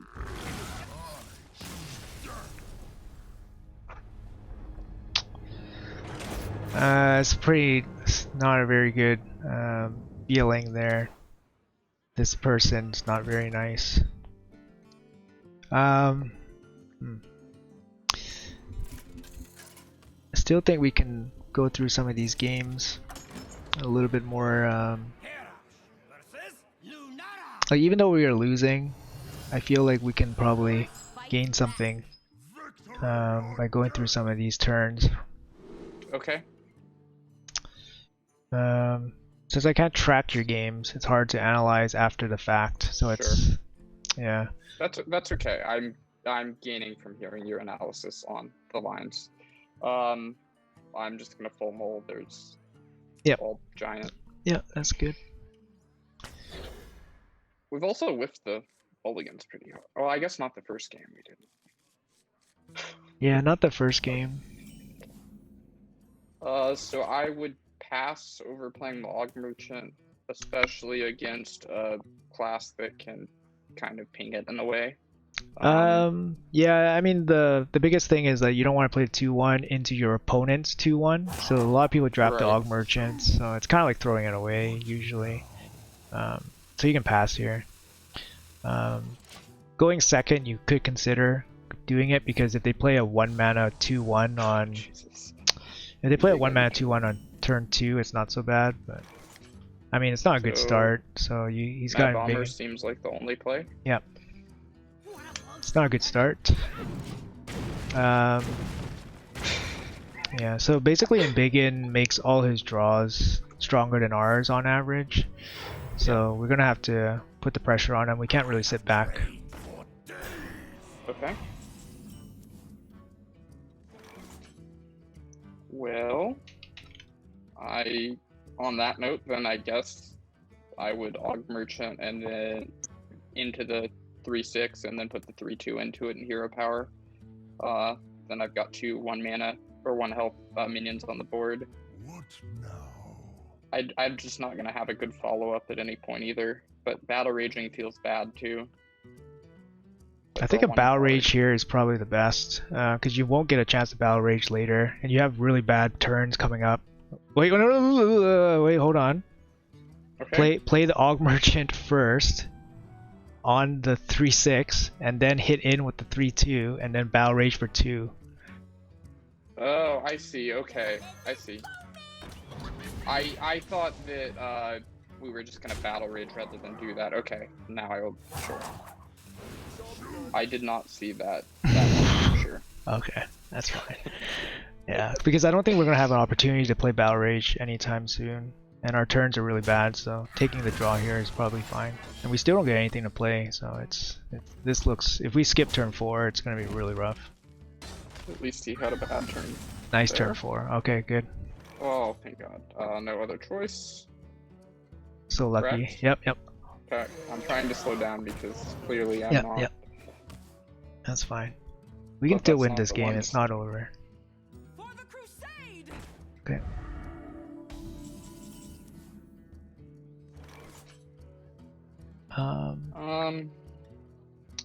So I don't love throwing Big Whelp to the 5/3 Divine Shield. I could Drake into it and Waste Warden to kill it, but that seems worse than playing Fin Creeper.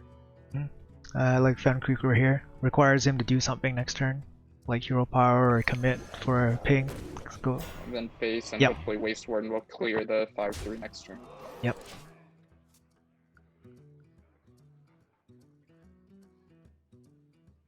Hopefully get to play Dragon Ball next turn.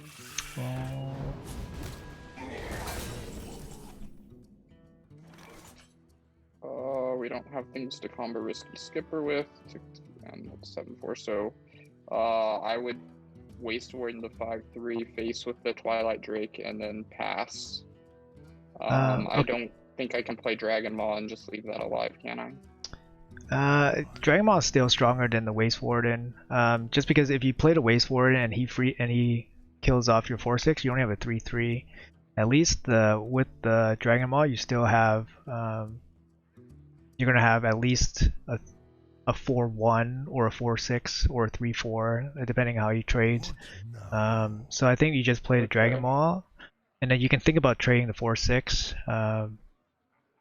I'm not sure which is better. You play around buffs. If you trade, you're probably okay to trade here. Yeah, you're probably okay to trade here. Yep. Forces them to a hero power, slow down. So that means you still have a 3/4 up. Next turn's gonna look like Whelp, right? Probably Skipper Whelp, depending what he has. And then you have to try to set up a good Tyrant. Bees? Yeah, Skipper Whelp seems good here. Okay. Oh, thank you. That's amazing. Skipper I have more Tyrant. options. Skipper Tyrant, maybe. So does the 1/1s are the 1/1s dead before the Twin Tyrant hits everything? Is my only question. What now? After you play a minion. I think the twin goes and then the one, and so we may hit the 1/1s, which could be problematic. Yeah, that's true. Okay. Do the bees? So the bees are. So the Waste Warden could. Oh, maybe. Yeah, you can go Waste Warden. Skipper or Waste Warden into the 7/4. Yes. Yes, that would do it. Yeah. And then That probably drops the Chimera afterwards, after the fact. Well, it'll just die to the Risky Skipper. Oh wait, no, yeah, that's right. Save it. Okay, that's fine. Okay, perfect. Go and then so yeah. I just hero power and go face. Yes, that's right.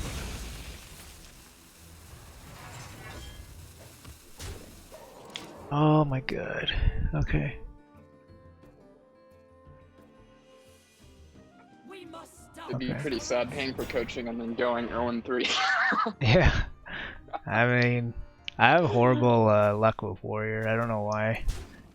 I have decent drafts, just horrible luck. Okay. So I'm leaning towards Twin Tyrant and then executing the 610 is what stands out to me first. I could also big ol' whelp and still put the 3-2 into the thing and execute it. No, I don't think you whelp because it dies to the 5-2. So tyrant, and execute. You can think about trades, but probably all face at this point. I don't think I trade versus that thing still, because leaving it on board is still kind of valuable in some ways. No, it never like it'll never survive back to your turn. That's the thing. So he's probably gonna trade. Then why would I not just go face? Exactly, just go face. The only reason you would trade is to keep your 5-5 alive or to keep the 4-10 alive. If you think the 4-10 is gonna die, like, but in big in minions, like he can't play Pickrock, he can't play Tyrant, he might play like Guardian here, which is really sick. Oh, that's fortunate. Yes. Alright, we gotta win. Fuck. Paid off. Thank you, Boozer. You taught me how to win one game. Turn 1 in Biggin, yeah. We did it, guys. We did it, chat. So I appreciate the insight on the Dragon Maw turn, because that was going to be a big mistake I had made then. Yeah, it's knowing when you're... It's kind of like knowing when you're behind, and then knowing like if you took a bad turn, you're probably done. So it's like... Right. And I was done. Yeah. You're getting close to that. Like you could feel it, right? The pressure. You could feel. Yeah, absolutely. Like, yeah. So you could feel like I'm going to be done like soon. So I'm not. So you were talking on the coin. I want reactive things. So Arathi seems reasonable to keep even at the 4 mana slot. An overconfident orc seems like a good thing to try to stabilize. But I could also be a little more aggressive to try to get my Gnargs, because I do have 2 in the deck. Yeah, I think I might just throw everything back except for the orc. I think turn 3 is something reasonable to keep, and it's a good turn 3. So Arathi's still too slow, even though it's a little yeah, bit I think it's a little reactive. too slow. I think your early games, you can definitely high roll the early game. So I dumped the 2 Arathis back. It's to be fair, Arathi is definitely something you can keep if you have a little bit better supporting opening hand. Okay, I see. That's what we're looking it's for. a good enough card for sure. Yeah. So I'm just gonna pass here. Yeah. So like I was saying, you could play the 2-1 in some spots, but against Rogue, he's most likely gonna dagger, and it doesn't hurt him at all. So yeah. Okay. So this mulligan is slightly better. I mean, you got the pig. You got the pig in your hand. Obviously, you want the Arathi back, but. Okay, so I kind of hate playing Hinge Clan on an empty board. I don't think coining out Overconfident Orc is a good option. I have no follow-up through the next couple turns. Yep. So I would probably I might just hero power. We can think about hero powering or Henge Clan. I think playing a Henge Clan is probably fine, because if he daggers, it stops him from playing a 3-drop, which is really good. Like I said, like you're on the coin, you kind of want to slow down. It's a little different right now. Yeah, so I think playing the Henge Clan is probably okay. It puts something on the board, it gets you on the board. It might help you kill the 3-5. You know, when you play your 3-6, for example, like, and it's just like getting stuff on the board. Like I think going second, you have to like try to not lose, like try to not lose, right? Instead of trying to extract value. It feels bad, yes. Throw it out. Okay. Like you're trying to extract value. You want to try and not get super behind. That's kind of like the thing. Like if you didn't play a 2-1 right now, you're behind a 2-5 and a 1-1, and your 3-6 doesn't do anything, right? So I mean, I guess I would play the Overconfident Orc here, and then turn 4, I would probably coin out Arcanite to kill something, and put the 2-1 face, and then follow it up with Fin Creeper the following turn.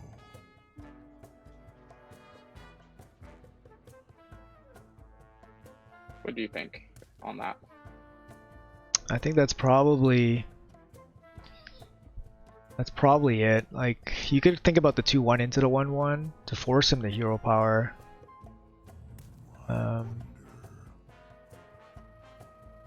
I see. Okay, maybe that actually is better because then the orc's damage isn't dropped. Well, I'm gonna play the orc. Yeah, I think the orc's fine.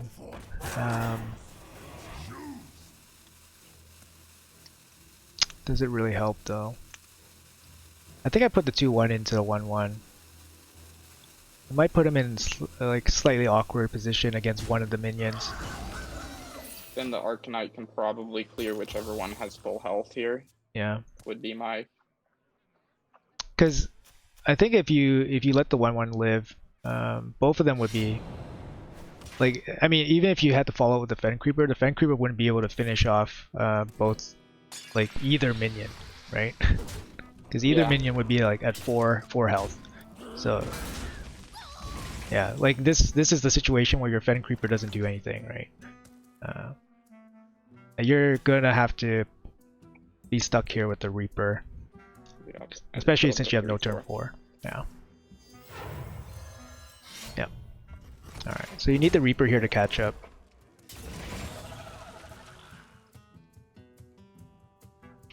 I feel like we're low rolling a lot of spots. A little bit. I mean, we're going second, right? We're not getting Gengar going second. Yeah, we're whiffing Gnarg. Except for the first game.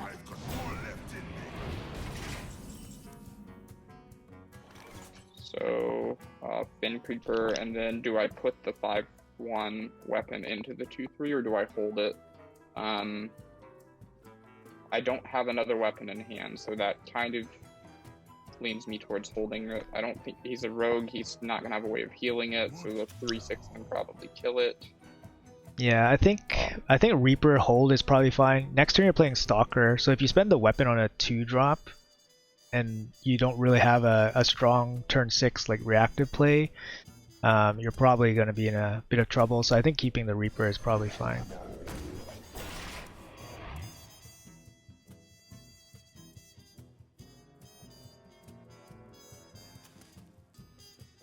It lets your Fen Creeper die, so that's the thing, right?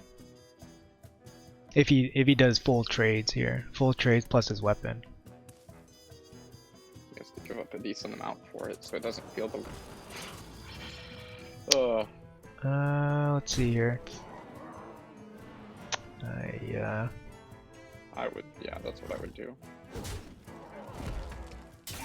21. 21. Next turn takes 8, 12. 12, minimum 12. Not really another play though, is there? We have no way of killing the gyrocopter. You can rush the Scarlet into the 3-2. No, into the 4-2. Oh right, and we Arcanite down the 3-2. Yeah, so that's what I do, and then play the evasive. Forces him to hero power on 7 or throw his 2-4 in.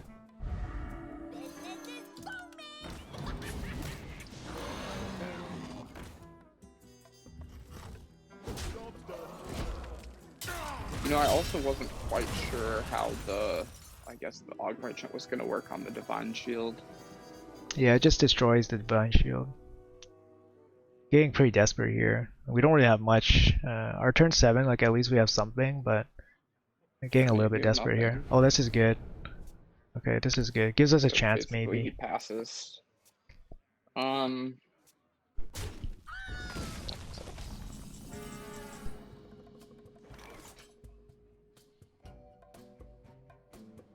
Is big ol' whelp ever better trying to get,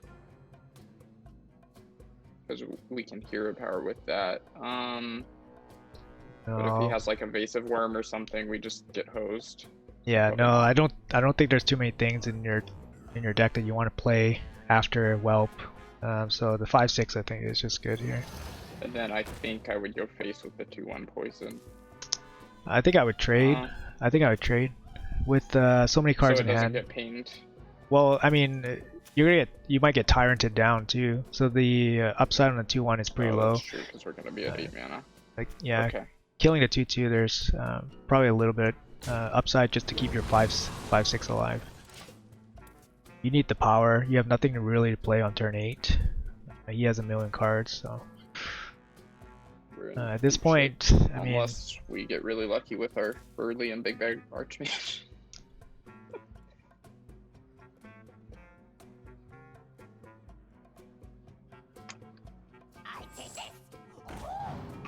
playing a little like that can't be the best card in his hand. He's probably slowing down, getting greedy. So like, yeah, in his position with so many cards in hand, you can crush us just by playing stuff. So you definitely don't need to draw more stuff. It's unlikely that that's the best play in his hand. Is it gold in the shadows? Fuck. Yeah, that's unfortunate. It's a good draw. So I would probably lean towards discovering first before rather than drawing first. Yeah, sure. There's some good 6 mana taunts too. Positioning matters here. So I would love Dragon Kid. I don't think we have the luxury of waiting for it though. I don't think I can just take 8 to, well, I'm not going to take 8 to the face, but can I wait for it then if I have the 2/2 in? And then Were you planning to take a Proud Defender? Proud Defender doesn't really stand up against these guys very well. They're still going to be 1 health. True. I think I go with the high roll Draconid. And play Big Ol' Whelp this turn. Yeah. Okay. So you I want don't know what card I'm playing around. It's Betrayal. You want the weakest minion in the middle. Okay. All right. Hopefully get Gengar. Nope. Okay.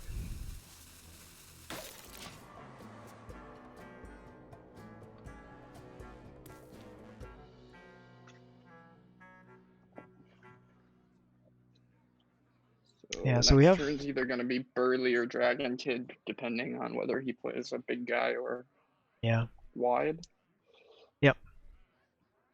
I mean, he outcards us probably 2 to 1, but we get the biggest cards in our deck in our hand, so Oh my god.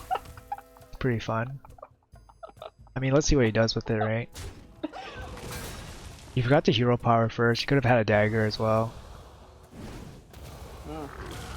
Well, assuming he doesn't use the mana for something else. Yeah.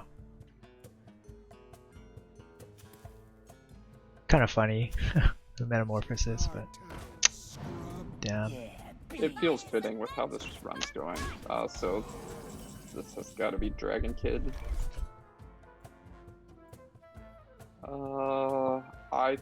I'm leaning towards Dragon Kid. Hero power. I don't know what I would draw that would be good. I need the health.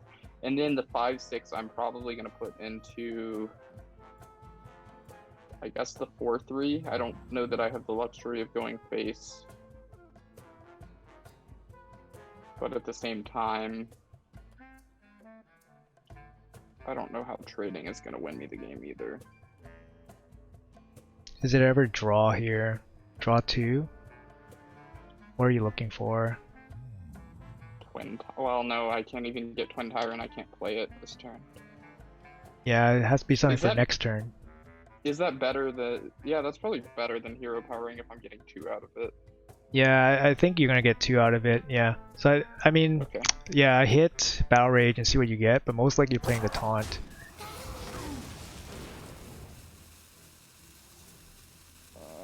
I think I still have to play the taunt. I don't think I can... Yeah, I would play the taunt here. The Mad Bomber would be a hell of a gamble. Sometimes you have to take the gamble, right? Sometimes you have to take gamble, but here, like, he can't shoot. I have another play still.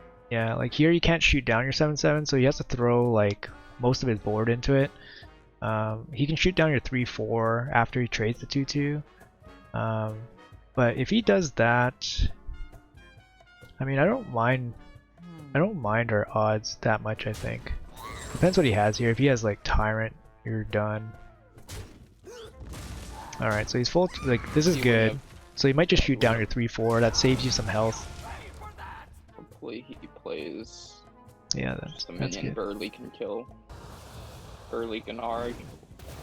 and then maybe we'll have a turn where we can play Big Bad Arc.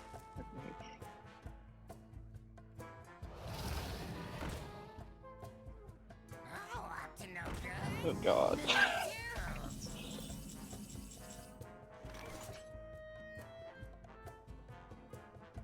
So it feels like Big Bad Archmage is probably a little too slow, and also he can just trade both in if I don't get a taunt from the high roll.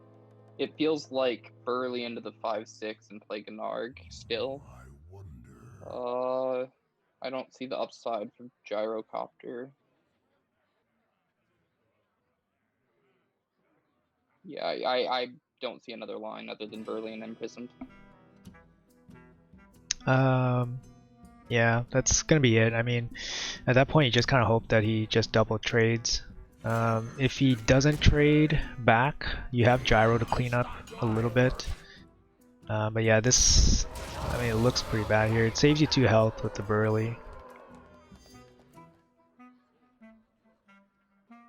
Well, one good sign was he was clicking on my minions, reading what they do, so that's a good sign, right? Yeah. Maybe he'll misplay. Yeah.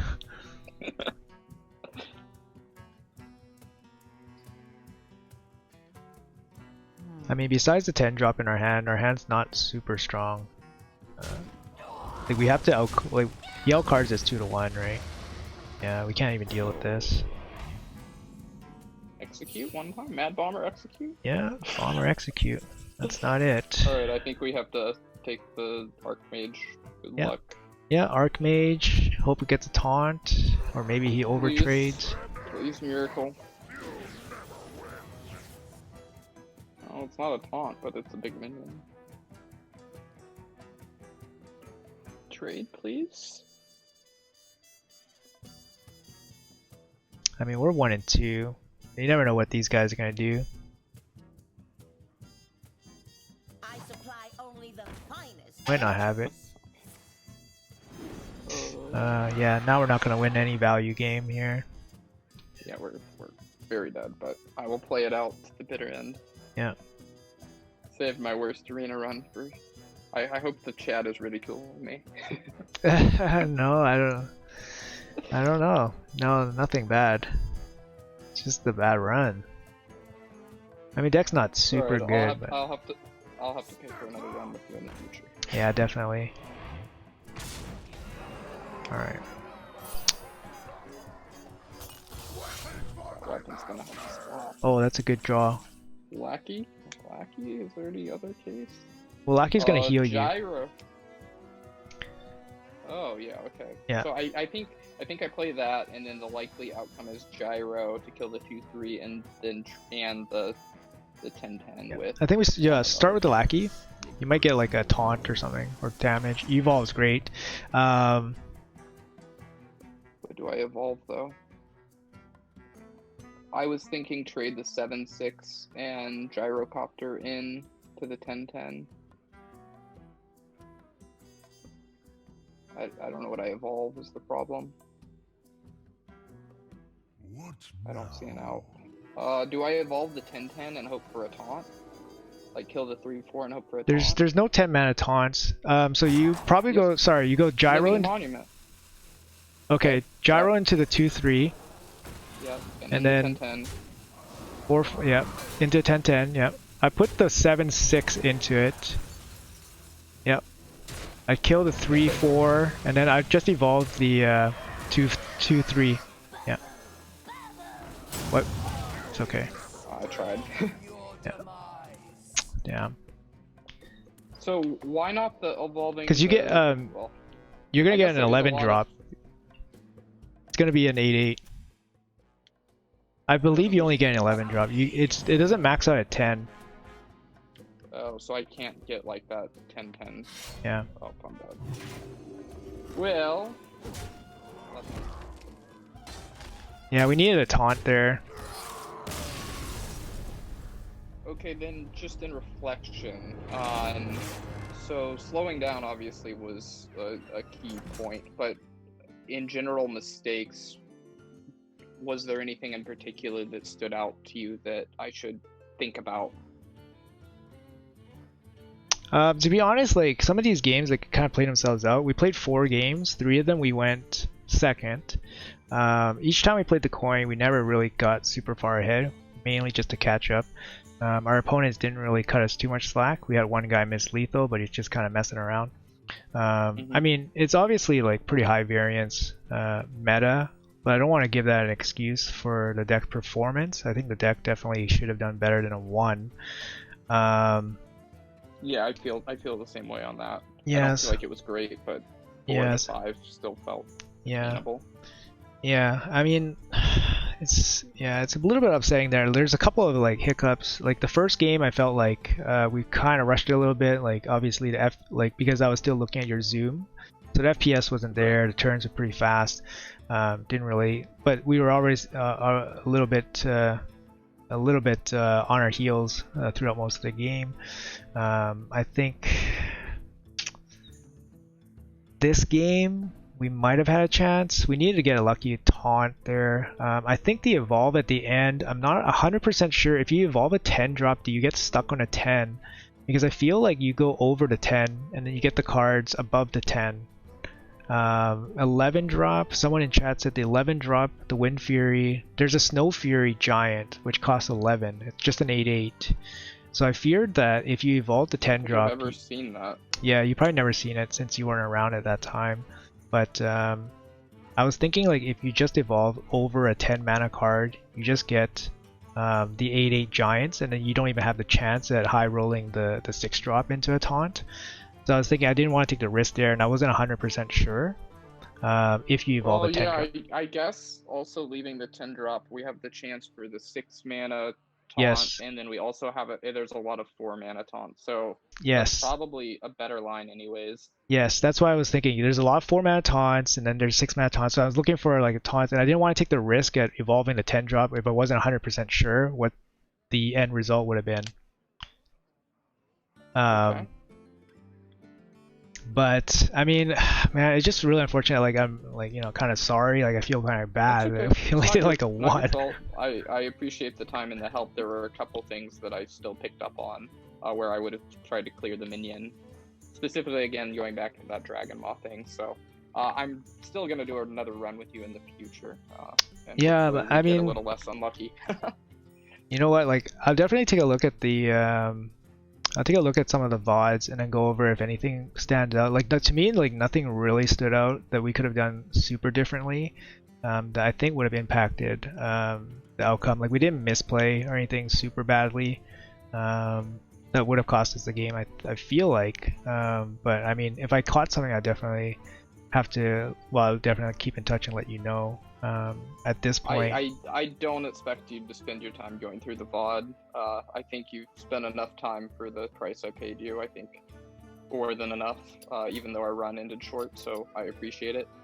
Thank you, man. Thank you for the kind words. Yeah, I mean, I hope it was at least enjoyable, a little bit informative. I wish we did a little bit better, but yeah. That's alright. I'll keep watching your stream, and I will book you again in the near future. Thank you for the help. Alright, thank you so much, man. I really appreciate it. You've been awesome. See you later. Yeah, see you later, man. Thank you.